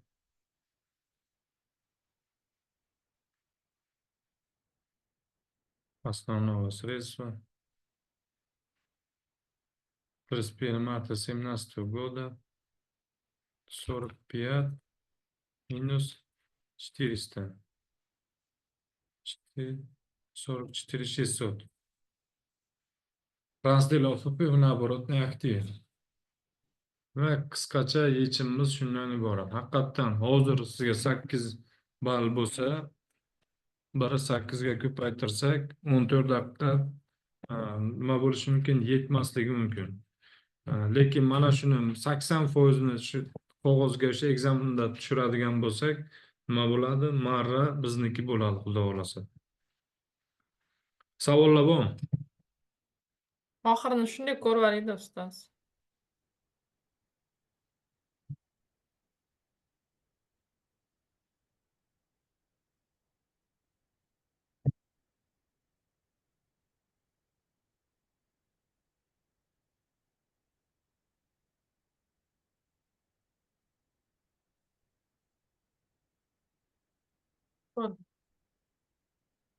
Savollar bormi? Birinchi zadaniyamiz bo'yicha.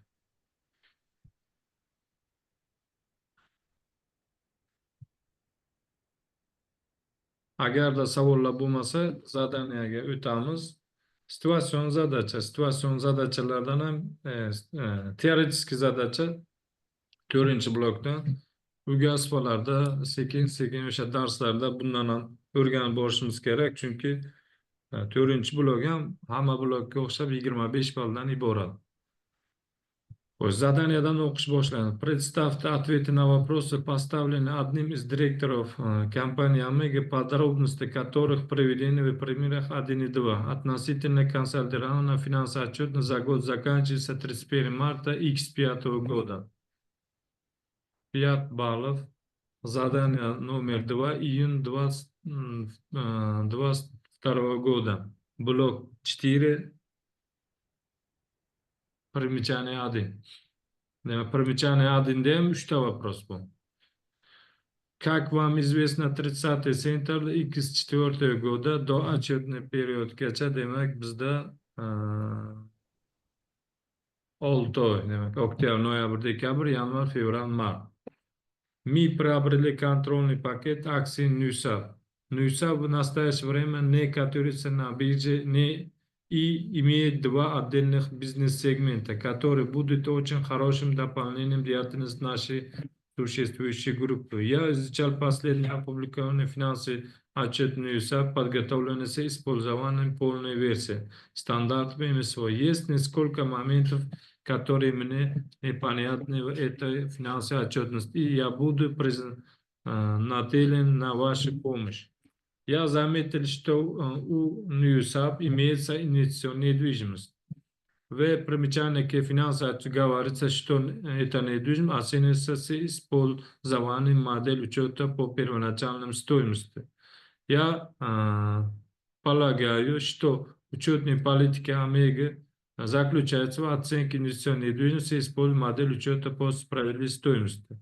Это соответствует полным стандартам МСО, поэтому учетная политика NewSap должна считаться ошибочной. Исходя из того, как нам следует поступить с инвестиционной недвижимостью NewSap в консолидированной финансовой отчетности Омега. Теперь, когда мы контролируем NewSap, должны ли мы потребовать от NewSap изменить ее учетную политику в своей собственной отдельной финансовой отчетности? 5 баллов. E'tibor bering, fikr yuritinglar. Yaz 40 bilan yana qaysi standart kelyapti? Ya 8. Yaxshi, yana Ya 8. Keyin ana справедливо. Hozir.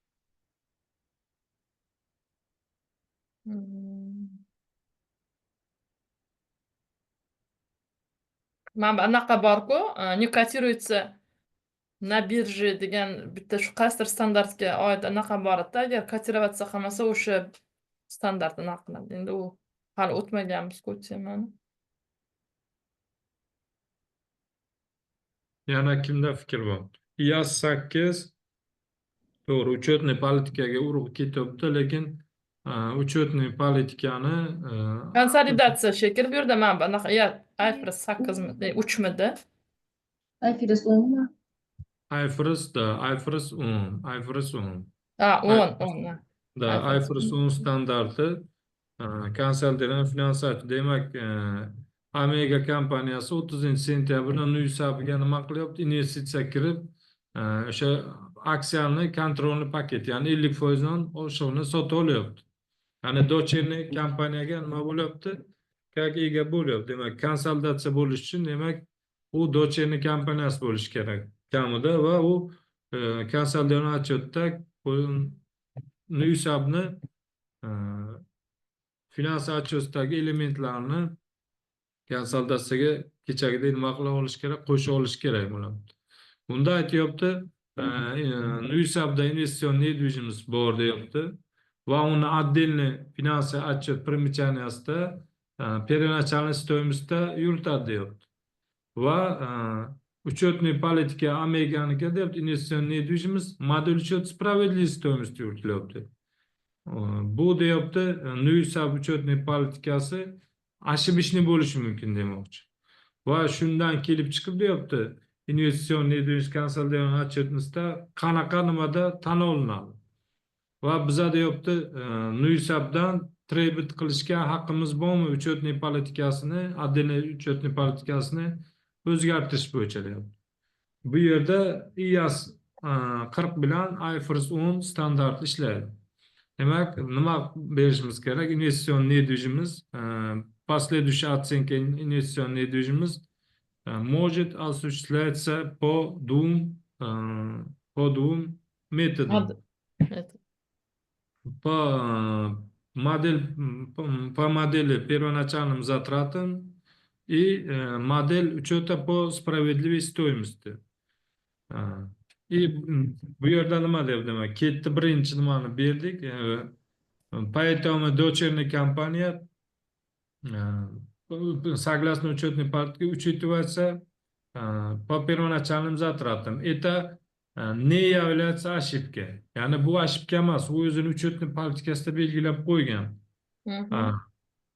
Согласно требованиям IFRS 10, консолидированная финансовая отчетность должна быть единой учетной политикой. Bunda demak, единый учетный politika bo'lish kerak konsolidatsiya qilganda. Bunda demak nima bo'ladi? Amaterist kompaniya o'zini demak konsolidatsiyaga olgan paytida u справедливый стоимостьdan foydalanish mumkin. Mayli дочерняя kompaniya по первоначальным учетini yuritaversin, lekin konsolidatsiyaga kelgan paytda Omega kompaniyasi investitsion недвижимость справедливый стоимостьda учетini yuritib uni qayerga изменение bo'lsa, faqat konsolidatsiya отчет uni nimasiga отдельный отчетностьga tegishli bo'lmagan holatda konsolidatsiyaga o'zgartirish kiritish mumkin. Va bu biza trade qilib bilamizmi yo'q deyapti. Demak, bu demak это потребует изменения учетной политики дочерней компании, это не обязательно. Это не влияет консолидированной финансовой отчетности. Yani u qanaqa учетный politika bilan отдельный отчетni tayyorlab kelgan paytda, konsolidatsiya paytida единый учетный politikadan foydalanish kerak bo'ladi. Qisqacha demak shunga 9 daqiqada, mana e'tibor bering, 9 daqiqada bor bilimimizni, bor mahoratimizni ishga solib javob berishimiz kerak bo'ladi. Faqatgina situatsion teoretik часто zadanyalarda qaysi standartda muammolik beryapti, ochib beradi. Demak, aytyapti. Учетный politikani o'zgartirish talab qilaman deyapti. NUSABdan to'g'rimi yo'qmi? Yoki недвижимостьda nimaga deyapti? Справедливый стоимостьda tan olish kerak deb konsolidatsiya отчетностьda. Qaysi stoimostda tan olish kerak deyapti. Va NUSABning учетный politikasi ham xato deyapti. Demak, mana shunga har bitta fikriga qisqa lo'nda javob berib ketishimiz kerak bo'ladi. Masala bo'yicha kimda savol bor mohiyati bo'yicha?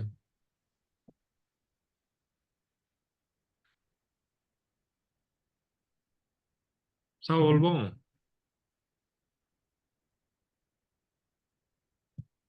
Savol bo'lmasa, buni nima qilamiz? Wordga, form ответaga tushiramiz.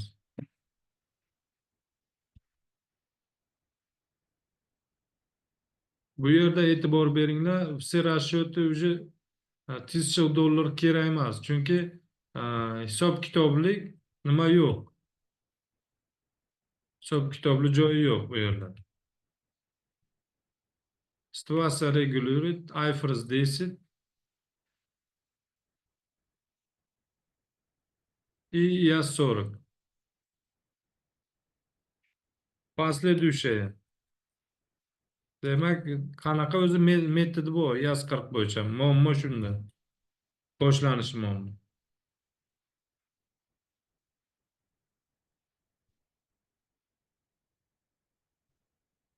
Последующая оценка инвестиционной недвижимости.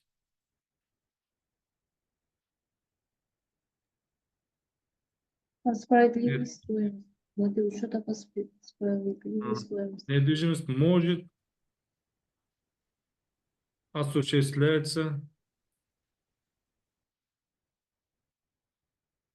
Bu doğum modeli.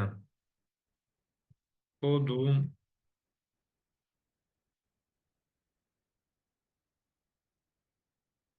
demek birinci model. Model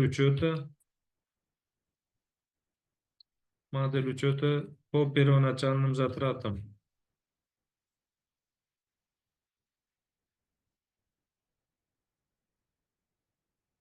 Затратам за вычетом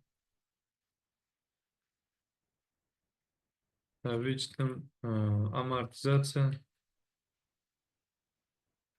и убытков от обесценения.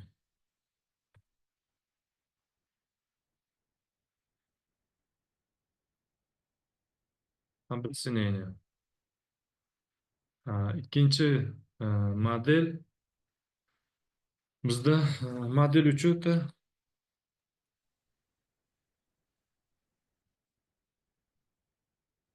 по справедливой стоимости.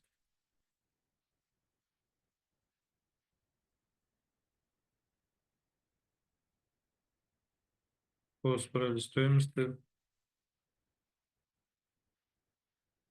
qo'shimcha qilib yozib qo'ysak zarar qilmaydi agar nimamiz по справедливой стоимости не амортизируется.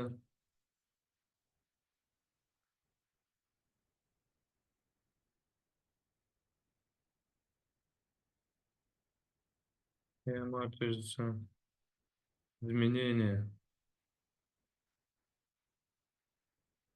справедливой стоимости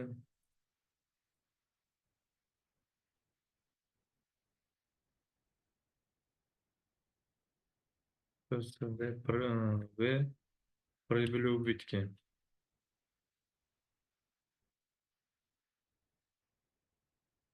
Pribili убытки. Yani şu 9 dakika şu IAS 40 bo'yicha qoidasi bo'yicha nima bilsak tushunishimiz kerak. Qisqacha o'sha muammoni qo'shib qo'ysak bo'ldi. Endi применение hisobini yozamiz. Применение дочерней компании, применение дочерней компании, дочерней компании первой модели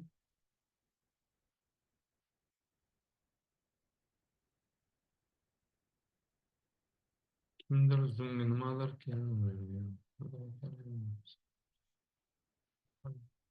первой модели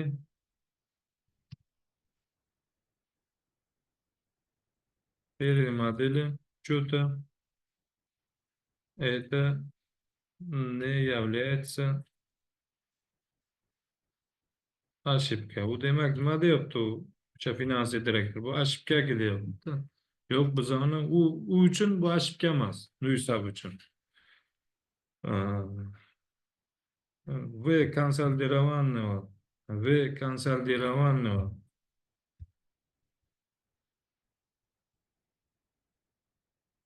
Полная финансовая отчетность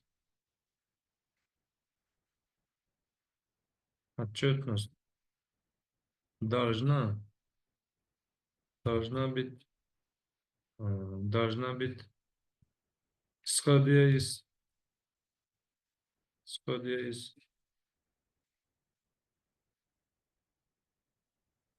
пребывания IFRS 10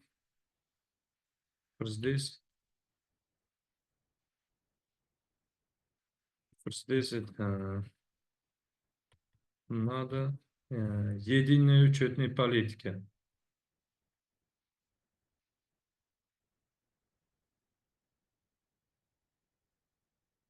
Единая учетная политика. Endi материнская компания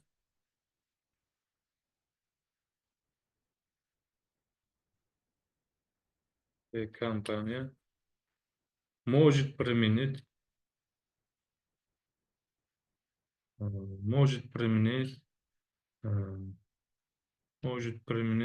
в консолидированной финансовой отчетности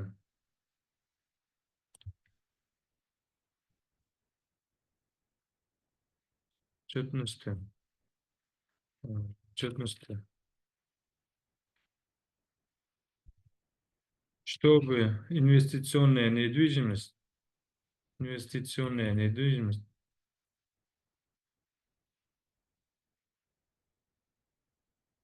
недвижимость, дочерняя компания,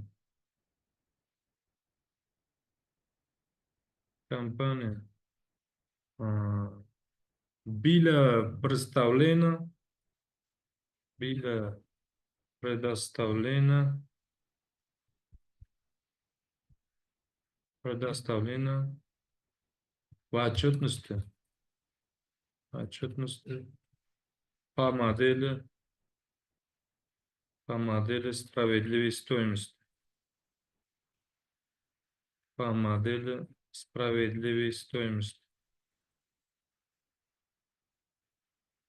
По модели справедливой стоимости. Nimaga? Chunki nima Materis kompaniya investitsion недвижимостьni o'zini uchetni politikasi bo'yicha справедливой стоимостьda yuritadi. Endi IFRS 10 qoidasi nima demak? U investitsiya kiritgan kompaniya hech qachon o'zini uchetni politikasini qo'yib, yana docherniy kompaniyasini uchetni politikasida uchetini o'zgartirib o'tirmaydi. Yani o'zini справедливой стоимостьda turib uchetni politika. Docernida papirxonacha imzolatadi. Ya'ni unga qarab ketmaydi. Har doim nima o'sha investorlar, pul egalari nima qiladi? O'zini o'sha birinchi qonun qoidasini har doim birinchi o'ringa qo'yadi qonun qoidasi. Demak, bu yerda Materis docherniy kompaniyani o'sha investitsion недвижимостьni справедливой стоимостьda ko'rsatasan degan nima qiladi? Investorlar talab qo'yadi. При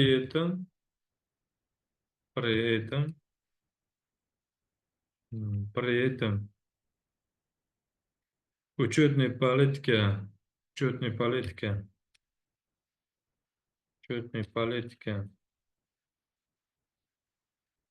в отдельной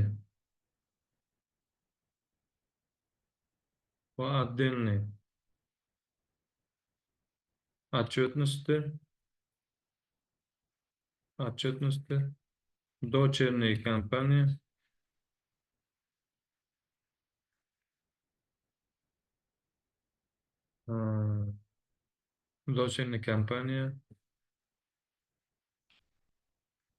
не обязательно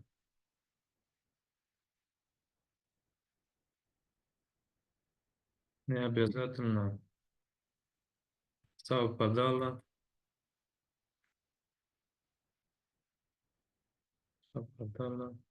с учетной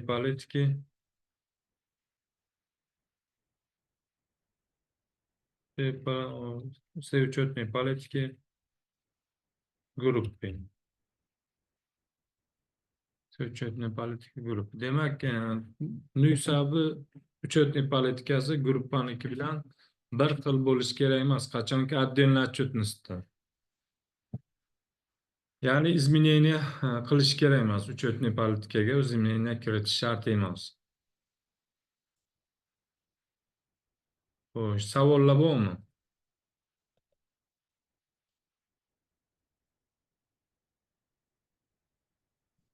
Teoretik savolimiz bo'yicha kimda tushunmagan joyi bor? Bemalol so'rashlaringiz mumkin. Ustoz uzr. Shunda biz Materisskiy kompaniya deb ro'yxatni oldik, to'g'rimi? Materis kompaniyaga Nusab отчетini oldik. Nusabni. Omega'da. Matematik. Da, Materis kompaniya Omega, docherniy kompaniya Nusab. Zadaniyaga e'tibor beringlar. Zadaniyada bu mana. Biza Omegani отчети bo'yicha nima qilamiz? Savollarga javob beramiz. Konsolidированный Omegani отчети bo'yicha savollarga javob beramiz. O'z-o'zidan Nusa bu uchun nimadir? Docherniy kompaniya va uni qachon sotib olgani ham, investitsiya kiritgani ham keltirib o'tilgan. Kimda savol bor?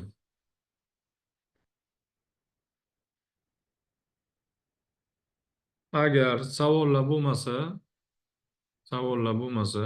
primer 1ni shu mavzuga tegishli hamma o'qiydi. e, javobini chat bilanmi yoki og'zaki bemalol berishlaringiz mumkin. Yaxshilab shartini o'qinglar. Nima bo'ladi bu yerda?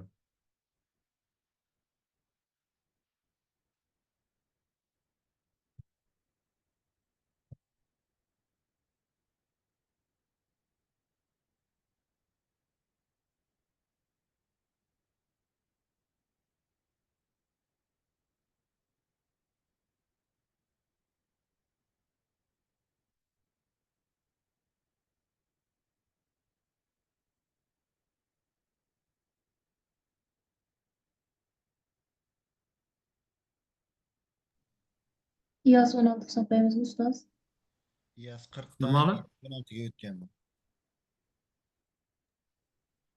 Своих нужд dedi. O'ziga kerakli bo'lyapti emasmi bu oxirida? Shuning uchun IAS 16 hisoblaymiz deyapman. Xo'sh. Endi oxirigacha aytingda fikringizni. Nima bo'ladi? Yechim nima? Sizdan savol bo'ladi. Какие будут сделаны проводки по переклассификации и стоимости?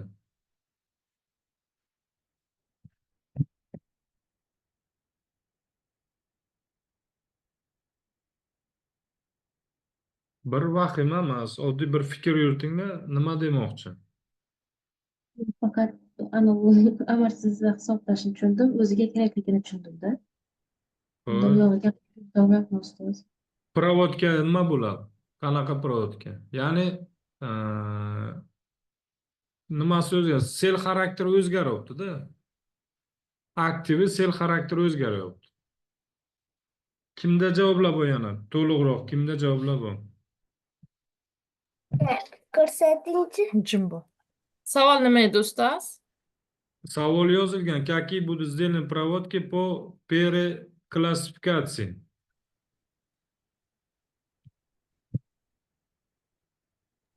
Условия при издании основное средство бюджет нематериальный актив масс. Debet основные средства, кредит инвестиционная недвижимость bo'ladi. Yaxshi. Malaga? Eshitdim. Umid opa, siz nima dedingiz? Nematerial aktiv dedingizmi?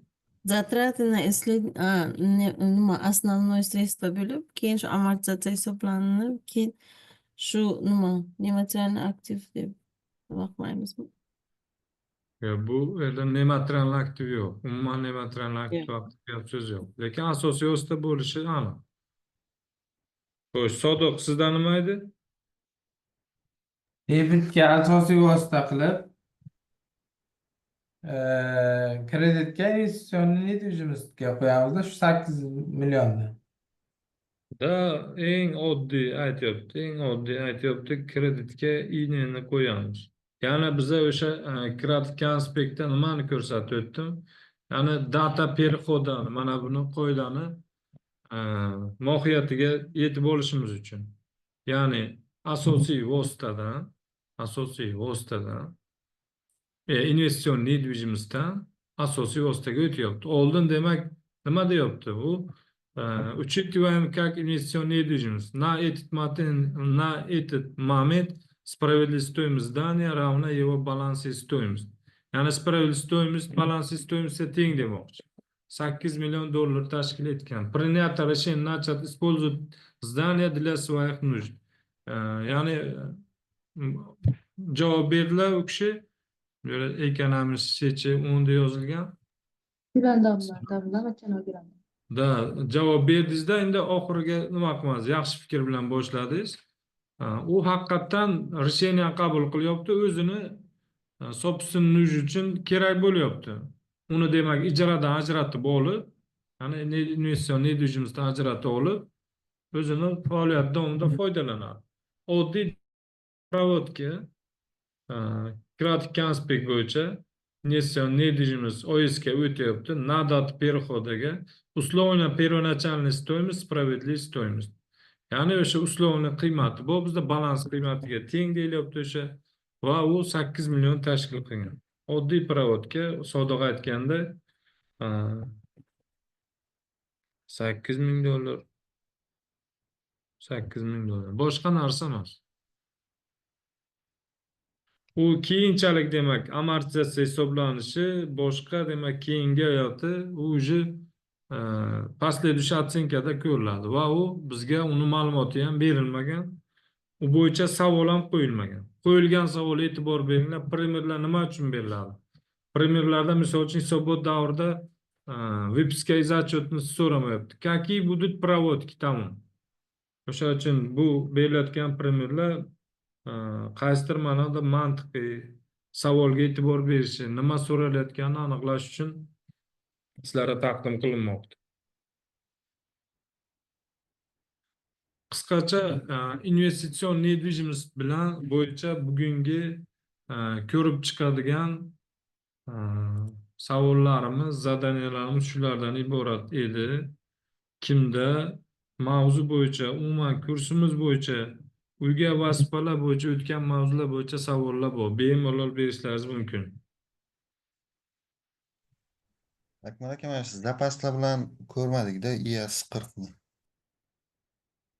IAS 2 mavzuni o'tganimizda xudo xohlasa aytdimki, o'sha o'zi ikkita katta zadacha tushgan shu paytgacha.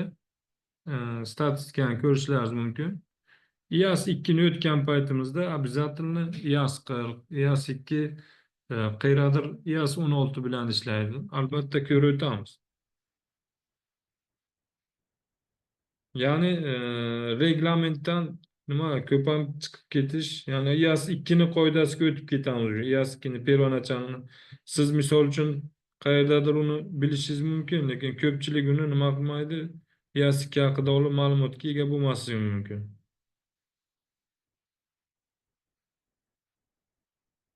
Yana savollar bormi? Ustoz, endi savol emas, maslahat deyizmi manda. Siz bilan ishlasak hamma narsa po porядка kelyapti-da, tushunyapmiz, bilyapmiz. Lekin zadaniyaga kelganda pusto bo'lib qolyapti-da, hayajonlanyapmizmi? Standart qaysiligini ajratib bilyapsizmi? Qaysi standart? Ana hozir Kerakda. da qarang. Erta sizga uygasi berganda e'tibor bering. Erta uygasi berganda hozir ana 4 ta mavzu o'tdik.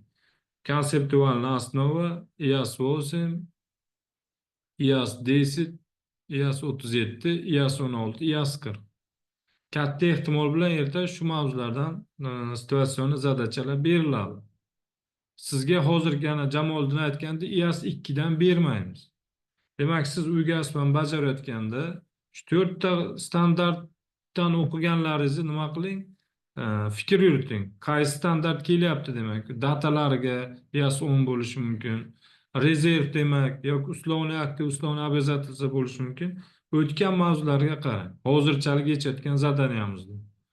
Shu bo'yicha fikr yuritib, bor o'sha bilimingizni qog'ozga tushiring. Qo'rqmasdan, nimani yozsangiz ham qo'rqmasdan tushiring. Ekzaminda ham bor o'sha bilimingiz tushiriladi. Tamom, u yerda ekzaminator yoki kratik konspektdan nuqta virgulgacha qoidani tushirish juda qiyin. To'g'ri, men sizni tushunaman. Ya'ni birga yechayotganda u qiyinchilik tug'dirmasligi mumkin, lekin alohida o'tirganda qiyinchilik tug'dirishi mumkin. Yana aytaman, kamida 15-20 kun kratik konspektdan uyga asbani bajarayotganda ruxsat beraman. Qoidaga qarang, butun demak gapirib ustat emas, qaranglarda qo'l bilan yozinglar. Qaranglarda bir qo'l bilan yozinglar. Ya'ni butunlay 100% gapirib ustat emas. Foydalaning, ya'ni o'sha qoidalar qolish uchun, ya'ni 4 ta 5 ta standart o'tdik o'zi, bemalol qarab foydalaning. Lekin bu degani 100% gapi ustat bo'lmasligi kerak. U uchun yana o'sha hayajonni qayergadir qo'rquvni oldini olish uchun ko'proq o'qish kerak bo'ldi. Kratik konspekt, situatsion zadachalar, o'tgan mavzular, kniga bor, demak ko'proq o'qishimiz kerak bo'ladi. Yana nimanidir sizlarga aytaman dedim. Kimlardir o'sha 2-3 kishi so'raganda balansgacha uni ham ertaga beramiz, dam olish kuniga. Mayli, guruhga tashlaymiz. hamma tanishib chiqishi mumkin, lekin ko'pchilik bu nimani ma'lumotni biladiganlar unga vaqt ko'p ajratmanglar. Ya'ni noldan balansgacha dedik, qisqacha masalalar bu yerda bir o'zlaringiz fikr yuritib, o'zingiz o'tirib vaqt topib bajaringlar. Ya'ni korxonani aktiv nima, korxonani majburiyati nima, korxonani xususiy kapitali, ya'ni o'z mablag'lari nimadan iborat.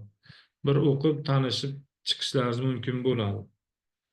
Demak, oldinda 2 kun dam olish, dushanba kun bilan hisoblaganda 3 kun, ya'ni uyga o'tgan mavzularni takrorlashga vaqtimiz yetadi. Bo'sh vaqt qoldi deganda, iltimos sizlardan iloji boricha shu imtihon nimalari bilan, materiallar bilan shug'ullanishga harakat qilinglar. Savollar bormi?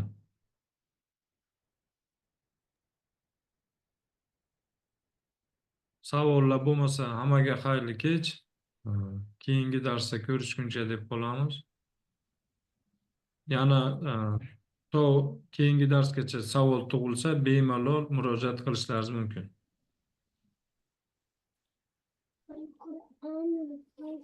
Rahmat ustoz. Sog' bo'ling.